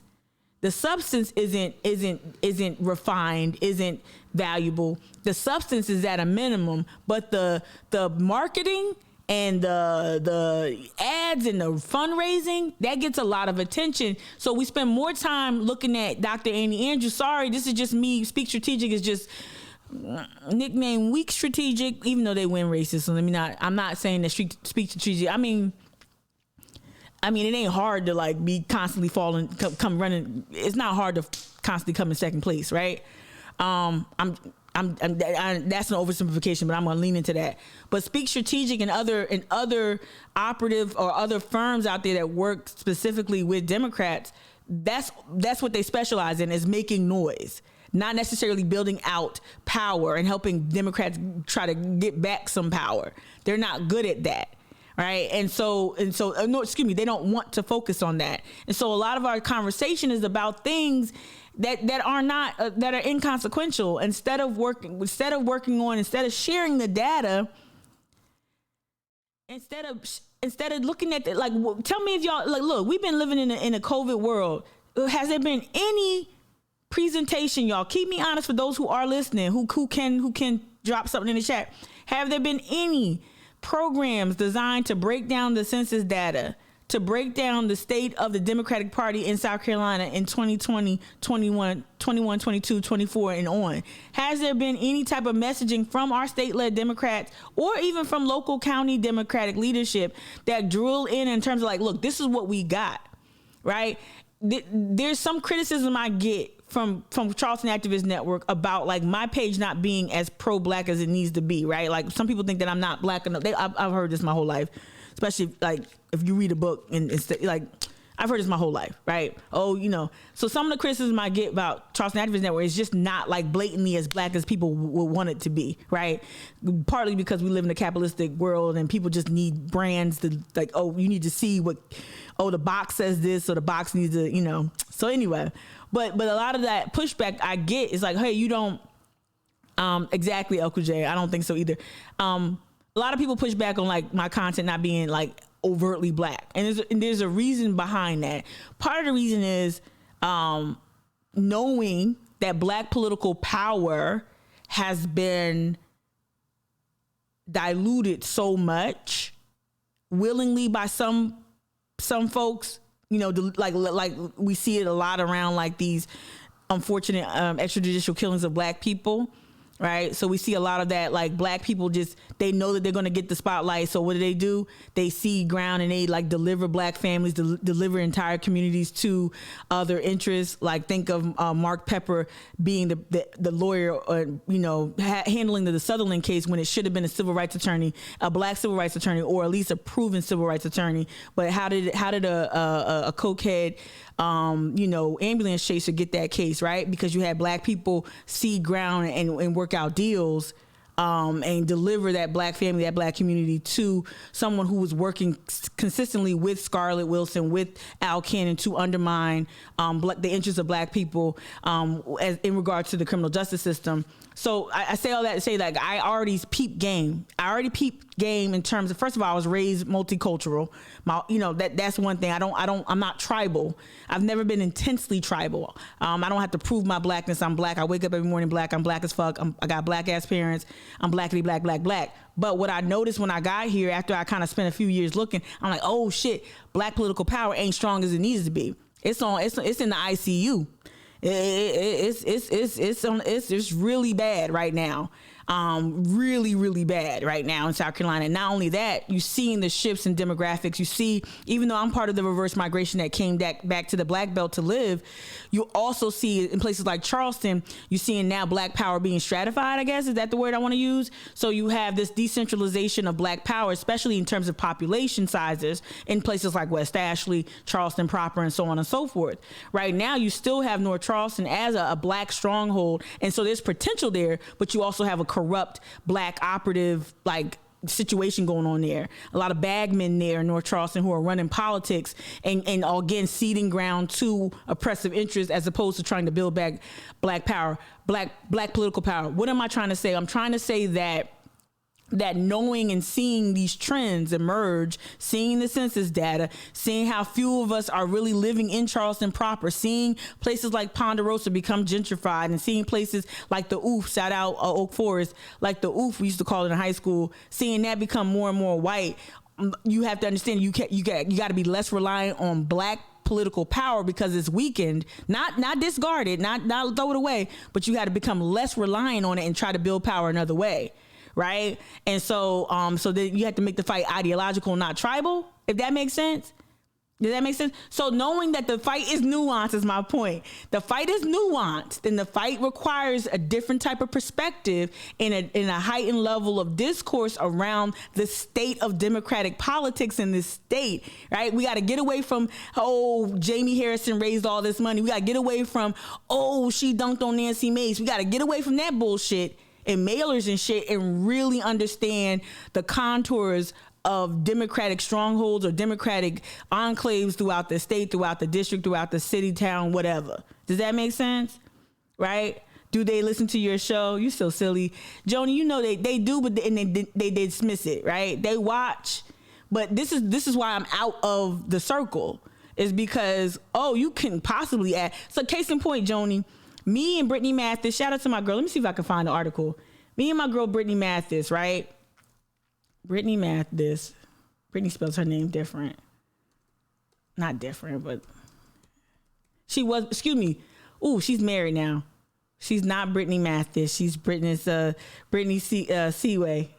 I'm putting in Brittany Mathis, Tamika Gadsden. Cause I remember this like it was like it was yesterday, with the Democrats pulled. So Brittany and I, we're friends. Brittany used to lead the Democratic, the Democratic Women's organization. It was an arm of the local Charleston Democrats, right? So it was the Democratic Women. So Brittany was in current at the time of this article. This is from 2020, or 2018. At the time of this article, Brittany was working as a leader within the Democratic Party here in Charleston, and so I'm literally working with the Democrats. She and I come up with this idea. I start building out the branding for it, but we come up with this idea where, hey, I've worked with Latinx communities in trying to, whatever. There's Brittany right there. Shout out my girl. She's now in Georgia because, Charleston don't love a lawyer, a whole ass lawyer with a degree from Hampton University. Me and her have stories of how we've been like froze out. So I was like, I've been working with Latinx populations my whole life, right? And so we came up with something called the Soul to Soul Salon Project. We weren't successful because of a whole lot of other things culturally here. Oh man, the wall that's up between Black and Latinx populations here in South Carolina, I underestimated how big that wall was, how thick that wall was. It's not Philly, Mika. I learned real quick, Mika, this is not Philly. I learned real quick, Mika, this is not Jersey. This is not North Jersey. This ain't Bergen County. This ain't Hudson County. I learned real quick that there was resistance there among, and this is no shade. It's just telling you what it is. There's a resistance there. And even Fernando and I talk about this too. There's a resistance here. There's that lack of solidarity. But anyway, we hit up all these Dominican salons and whatnot with this Soul to Soul Salon Project. And what the project was aimed to do, let me see if I can find it real quick. I know y'all be like, Mika, you talking a lot. Let me see real quick. Let me see if I can find it. Some of my branding. Where you at? Let me look for it. And I came up with the name. I thought it was dope. Soul to Soul, SOL. Right? So Black meaning soul, like Soul Train, Soul Power. Right? I was like, yeah, this is going to be dope. Soul to Soul Salon Project. And this also, too, I want y'all to understand, too, don't be afraid to fail. Don't be afraid to fail. Don't be afraid. Yeah, I think this is the, yeah. So I came up with this. So Brittany and I, we worked on this. And this was the cover, stock image, Soul to Soul. I made all this. Let me reduce this. Soul to Soul. I took stats from the census, from that most recent census, realizing that our collective voices have power. This is how I got on the radar, too, with Black Voters Matter. America is changing rapidly. This is what I wrote. Nowhere is that felt more than here in the South. We are witnessing remarkable demographic shifts. This is me back in 2018, y'all. We're witnessing remarkable demographic shifts that place women of color in positions of influence that we've yet to see in the United States. Today, as cornerstones of our growing communities, armed with more education and increased economic influence, women of color are poised to impact our country in substantial ways. That's why our civic engagement should be a top priority. So this is me telling people that, hey, we need to engage women of color. It says our presence has power. Let's use it. And so I broke down some stats that I found from various institutes. Right now, African-American women are the fastest growing group of female entrepreneurs in the United States. That growth has placed Black women in a position of leadership, over $1.2 trillion in spending power. I thought that was a great way to engage Black women entrepreneurs, right?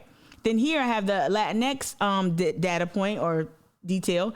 Latinas, I use Latin, I didn't use Latinx here. Latinas in the United States are making record-breaking strides in education and entrepreneurship, creating a massive economic power for Latin communities coast to coast. And I thought that economic power spoke to decision-making power. I think that decision-making power speaks to cultural and local influence. You hear what I'm saying? So let's hit up a motherfucking salon, right? So Soul to Soul Salon Project, right? And this was in Spanish, right? So it was all about like going to Spanish-speaking communities or going to salons, Black salons and Latinx salons. We tried to work with the League of Women Voters, right? Tried to work with them too. You could take a look, like that was whatever. I think I just threw that up there just to give credibility. But I mean, we were supposed to work with them in some degree. But what happened after that, y'all? What happened after that? I know I'm talking y'all head off with the story time, right? Right? Yeah. I see you, Joy. So what happened after this? The Democrats roll out their own Spanish-speaking engagement tool. They literally saw that we made press. I made all these branded assets, did all this, got Caitlin Bird to write about it, and then here comes the Democratic Party saying, "Oh, we've got our bilingual, excuse me, we've got our new bilingual tools." So instead of saying, "Hey, Brittany, you work with the Democrats, let's catch up with what you and Mika are working on," instead of doing that, they launch it out, and I go off on Facebook. I'm like, Rob, and then Rob Daniel calls me and he apologizes profusely, like, "We're not trying to undercut you," but they were.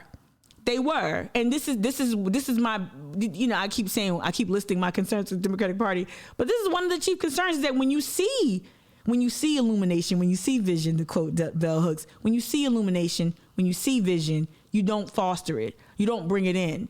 And this is before I was really, really, really on the outs, right? This is in 2018, this was before I was really an asshole to the party. And so the fact that you would not embrace us and not only that, bring Soul to Soul in, and the Democratic Party has tons of resources, thousands of dollars. You don't have to pay Brittany and I directly, but you can invest in this vision. You can help me overcome the hurdles that we found when we would just go in there and cold call Spanish-speaking salons and get met with some resistance. And not all of them. Some people was like, "Yeah, throw your flyers up. Throw your flyers up, it's cool," right? And we met a lot of dope Latinx leaders in the community. Marina Lopez was one that was very receptive, to just name one. But there was a number of people in salons that say, "Yeah, put your poster up in our window, it's cool." Instead of the Democratic Party investing in what we were trying to do at a grassroots level, they created their own. And that's the problem with the Democratic Party here in South Carolina, is like when we're trying to attack this issue, trying to build political party among women of color, right?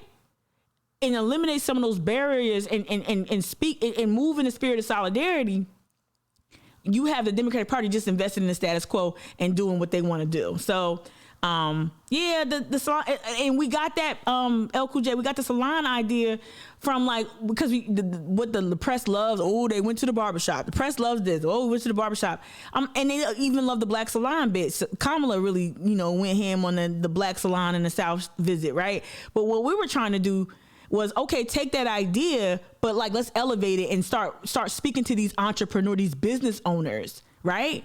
Recognizing that economic power can lead can enhance or can really strengthen political power. Not go for the influencer strategy, not get the hottest artist to advocate for whatever, but actually talk to these influential stakeholders within the community and lift up their issues, lift up their concerns, right? So taking it from a cliche visit to a salon and talk about a multicultural, and also recognizing some sort of class. Some class analysis was also incorporated there in looking at who's leading the households, who's earning more, who's going to college more often, undocumented or documented, right? Citizen or undocumented. We're seeing Latinx women and people really make significant strides. How about we don't lose this voting base and just give it to the Republicans? Hello, Cuba. How about we not take this voting base, this potential voting base for granted, right? You're not going to have that conversation, and the resistance, and you can only boil it down, I'm sorry, to racial animus and a complete. So the relationship that the Democratic Party has, and I'm gonna say this and I'm gonna dip, the relationship that our Democratic Party has here in the state is one that just wants black women to show up as mules and do the work. They don't really honor our thought leadership. If they did, they would hire and they would enlist more stronger black women voices than the ones that they typically like to go to. Like I ain't gonna say no name, but there was a young lady who I fell out with during Women's March, and the party just kept saying, oh, we hired her, oh, we got her, oh, we've got her working on this, oh, you know her. And I'm like, if you think that this person is a leader just because you saw him stand next to me for 5 minutes, then I know you ain't about nothing. Cause I saw who they were kind of looking for. And I'm gonna say this too. I'm a hold out hope for Pastor Dixon. I haven't seen anything from Pastor Dixon politically. Not talking about organizing around issues, because he's good at getting on the microphone. Y'all love putting him on the microphone. Y'all love him talking about gun rights issues at a women's march. And it had nothing to do with women being, victims of gun violence or, nothing like that. But anyway, y'all love Pastor Dixon. But even that, like when I look at leaders like that, I'm like, I want to see more. I'm holding out hope for Pastor Dixon. I want to hear more, right? Yeah, some folks don't like empowerment. You ain't lying. All right. Well, yeah. So I guess I'm a dip. I just wanted to talk about the origins of the filibuster. Oh, this is what I wanted to play. I said this and I didn't. And if you get a chance, y'all, and I think I might send out, sometimes I say this and I don't do it. I think I might send out links to these resources in the next newsletter, because this right here, this is race-blind redistricting process. This was live stream on December 8th. This was the Harvard Ash Center. They talk about the state of redistricting in 2022. I just let this play as I was doing my chores.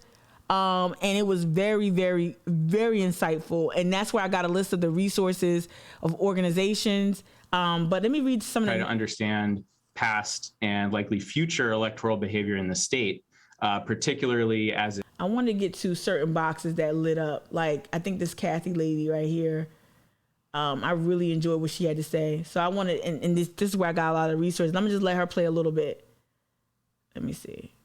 Yeah, here we go. In redistricting reform. All of them were great. All of them. Mitchell was great. Benjamin Hyman right here. But this, Kathy Duvall was dropping bombs. Efforts across the country. One of these efforts is at the federal level, where the U.S. House passed a bill earlier this year. Side note, y'all, I know AirPods are cute.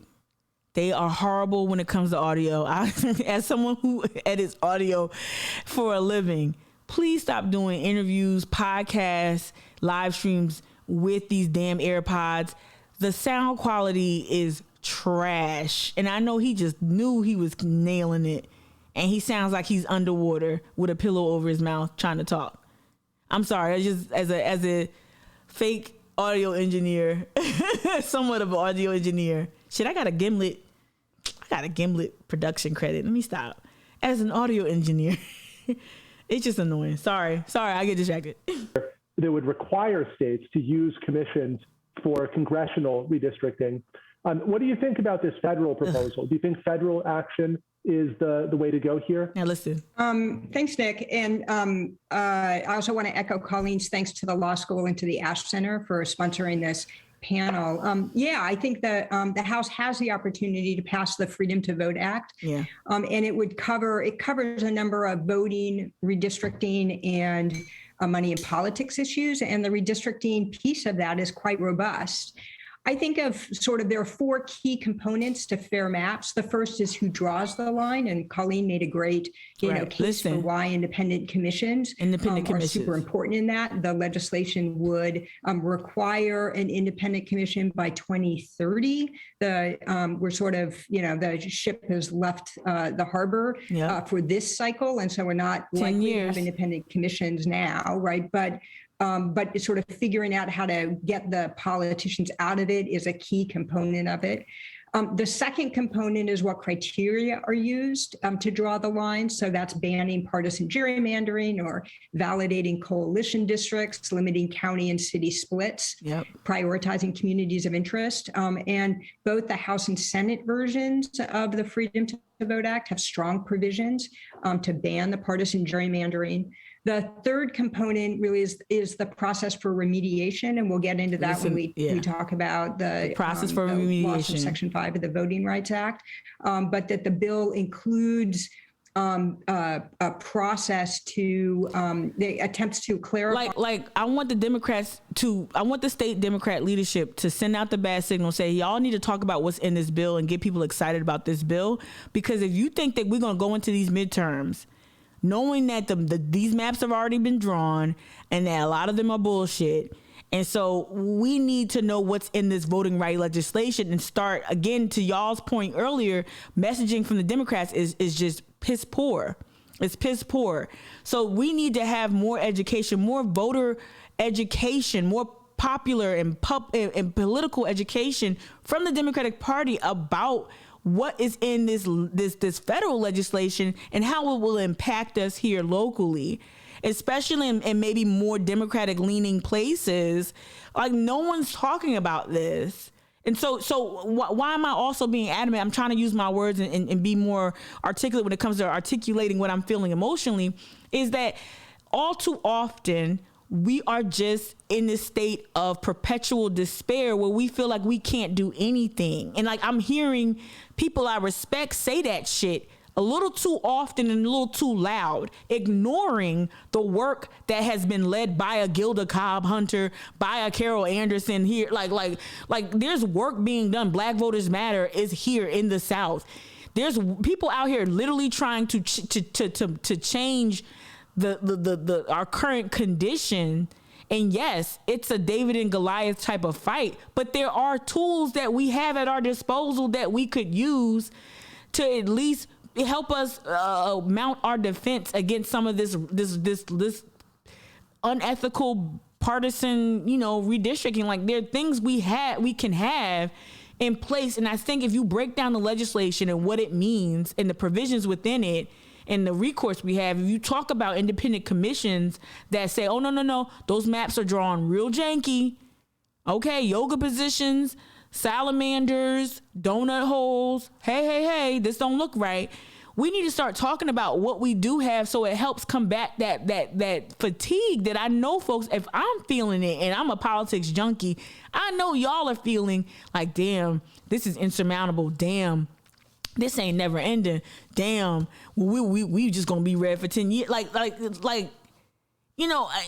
are other things. This sometimes when I see, I'm gonna be real with y'all. Sometimes when I see white people get like that, I'm like, how y'all get like this? like, what do you mean? Like, my mama could tell you the first time her mama voted, and going to the polls when it was legal for her to participate in democracy. Sometimes, I'm not being silly. I'm really serious. Like, there's sometimes this fatalist type of revelry. I don't know how to explain this, that I see a lot of like white leftists engage in that really makes me uncomfortable. Is that you feel powerless. I get it. We all do. But like just watch some of what we've been doing historically. I'm just kind of just confiding in y'all and just expressing what I feel. Like, there's this like, but I think, going back to my original point, I think what would help some of that is actually having, if not the Democrats, somebody educate people on what's at stake, what's on the line. And I'm gonna do my part and try to be a little bit more precise with interview and requests and people who come and talk to us about these things. But I'm gonna do my part and not just talk about it. But I really would like the Democrats, if you really want us to vote, if you really want our vote, if you want to earn it, I really would love to start to educate folks on this legislation. And I would love leftists to stop, like, kind of like, it's okay, have your moment, talk, do what you got to do. I got you, Joy. Do what you got to do. Go through all the feels. That's real. But we got to get off this whole like pessimistic, I'm going to just tweet nihilistic shit. Like, I'm over that shit. And it's okay. Like, I get into it too with Joe. Like, look at Joe doing Joe's shit. You know, here we go, 10 more years of this bullshit. I get that. But at some point, okay, wake up and let's talk about what we can do, what we can lift up, what we can highlight, how we can fight, right? Joy, thank you for lifting up the League of Women Voters. League of Women Voters did a good series on governance earlier this year, and they always come through. I'm gonna say that. While I might have Justin, when you respond after I say shit, it makes me insecure, self-conscious. League of Women Voters has been like my go-to, maybe more so national. This just full disclosure. I do love a lot of the women in local League of Women Voters. I love Joy. You were part of it. I love them. They actually gave us a platform when we were trying to lift up Soul to Soul. They offered up some help, even though they try to remain nonpartisan. So it was kind of sticky, kind of tricky rather, because we were clearly working with the Democrats or in Democratic interests. So League of Women Voters is another resource. Let me click on this. Yeah, the video. I'll definitely watch that video. Let me click on it now so it can pop up. Let me click on this one too. They also did a redistricting. Right. Didn't watch that one. Cool. And they've been all over. I've been getting the emails. They've been all over it. So yeah, Good Governance Symposium series. And I've got the emails. I typically don't, for some reason, can't make it there. But voting rights redistricting, this is good. This is really good. I'm up here shaking my fist and totally not paying attention. Want to see more. But this is good. This is me being a dick. Want to see more. Yeah. But I think that they've been really leading the way here in the state to help frame the issue. Yeah, I think I want to see more. Definitely representation is important, but more than representation, some drilling down on some specific issues and whatnot. But I think League of Women Voters is up there. If I'm going to drop resources, LDF, League of Women Voters, and countless other ones, Brennan Institute, right? Yeah, I got you. But we not gonna throw away. You know, we're not gonna throw away the League of Women Voters. I've relied upon a lot of their work heavily, very heavily. And the last note I guess I want to say too is, again, as people like Nancy Mace will continue to assert, the past is the past. Like that's how Roberts. You gotta remember who Roberts clerked for. That's the argument that Roberts made before they gutted the Voting Rights Act in 2013. Clemson, yeah. And I'm just I know you're probably tired of me trotting this out, but I'm gonna trot it out anyway, as often as possible. Where's she at? Clemson. Let me just do this. Voter suppression. I played this a lie. I know.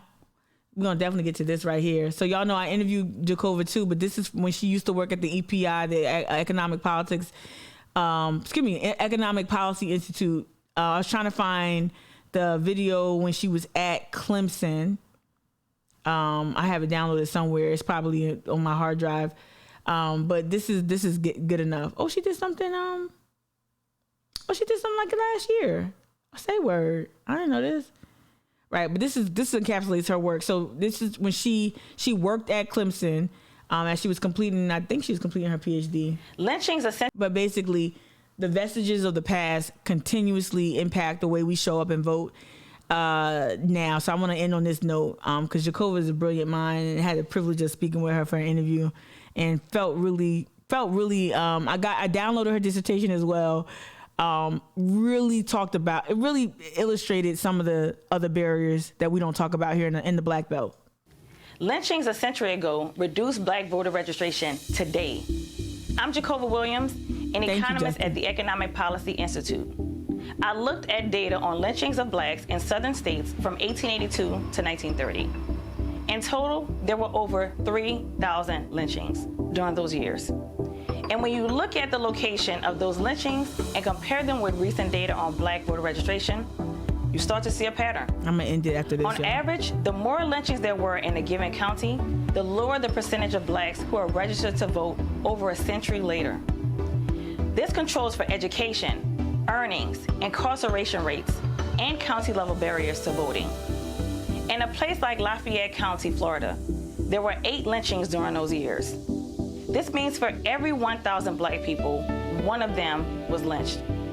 Today, the black voter registration rate is about 15% in that county. If those people hadn't been killed, you would expect to see a black voter registration rate of 55%. It's statistically significant and disturbing, but there's a logic to it. Lynchings were the original form of voter suppression. Right.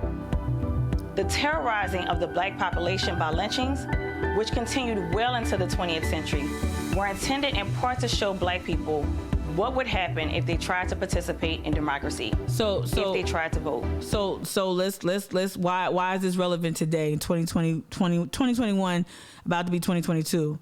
Because what you saw at the insurrection, right? Kyle Rittenhouse too. These very explicit forms of violence, right? It shapes the way, like I just talked about, like attitudes toward participating in democracy, not liking too much lamenting about, the status of our democracy right now. I mean, outside of just going through those stages of grief, I don't think it's productive to like lament too much. Because I don't think it's productive, no.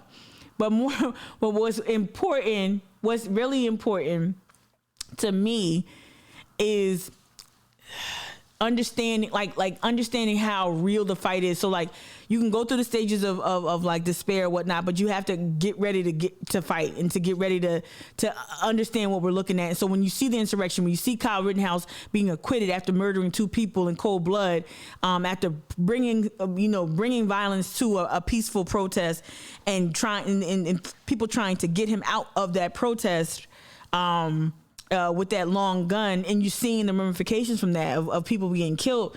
This also is that it's a branch of that tree of terror where they try to terrorize you into not participating in your democracy, into not showing up for Black lives, into not speaking truth to power, right?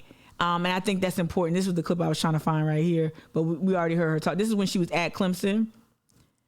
I literally stumbled across this and was like, who is this, right? My research examines the extent to which historical racial animus continues to influence the voting behavior of blacks. Right. So historic racial animus continuing to impact how people show up at the polls too, right? So this was the I don't think she wanted this. I don't know. It was online, but I don't think this is like public. This is the abstract of her work back in 2019. This paper analyzes the extent to which political participation, this is important, analyzes the extent to which political participation of blacks can be traced to historical lynchings that took place from 1882 to 1930 using county level voter registration data.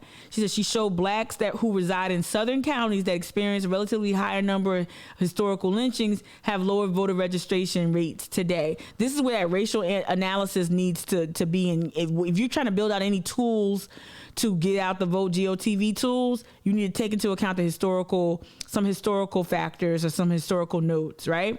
Right. So show that blacks reside in southern counties that experience a relatively higher number of historical lynchings and have lower voter registration rates today. The relationship holds after accounting for a variety of historical and contemporary characteristics of counties.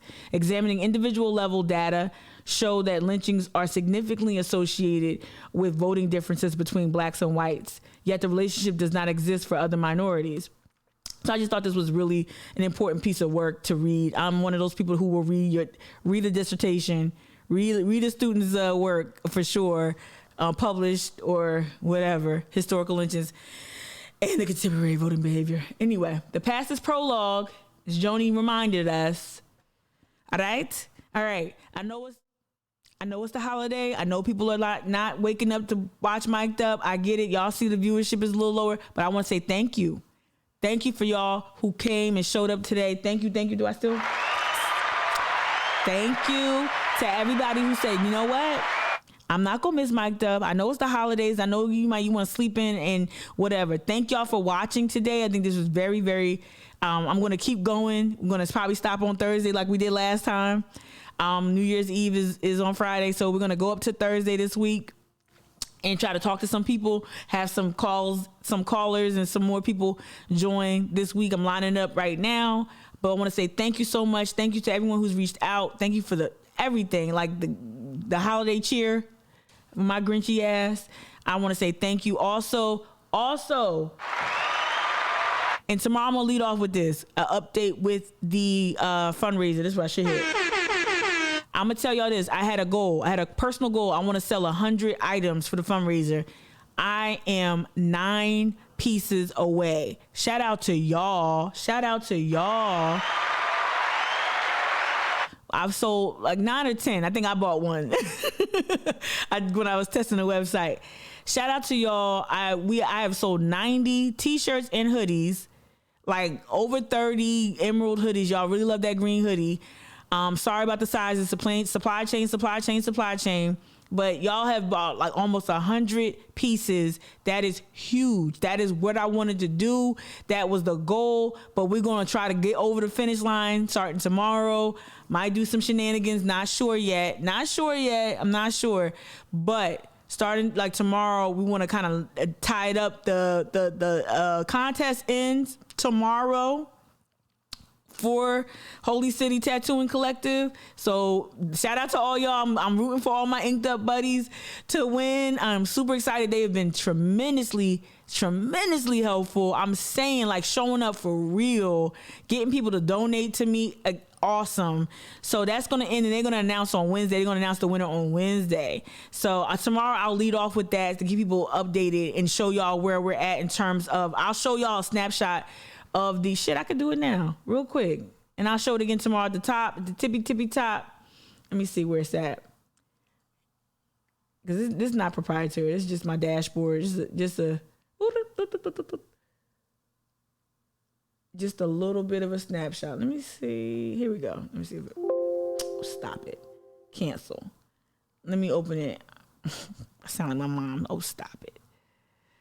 All right. Where you at? Here we go.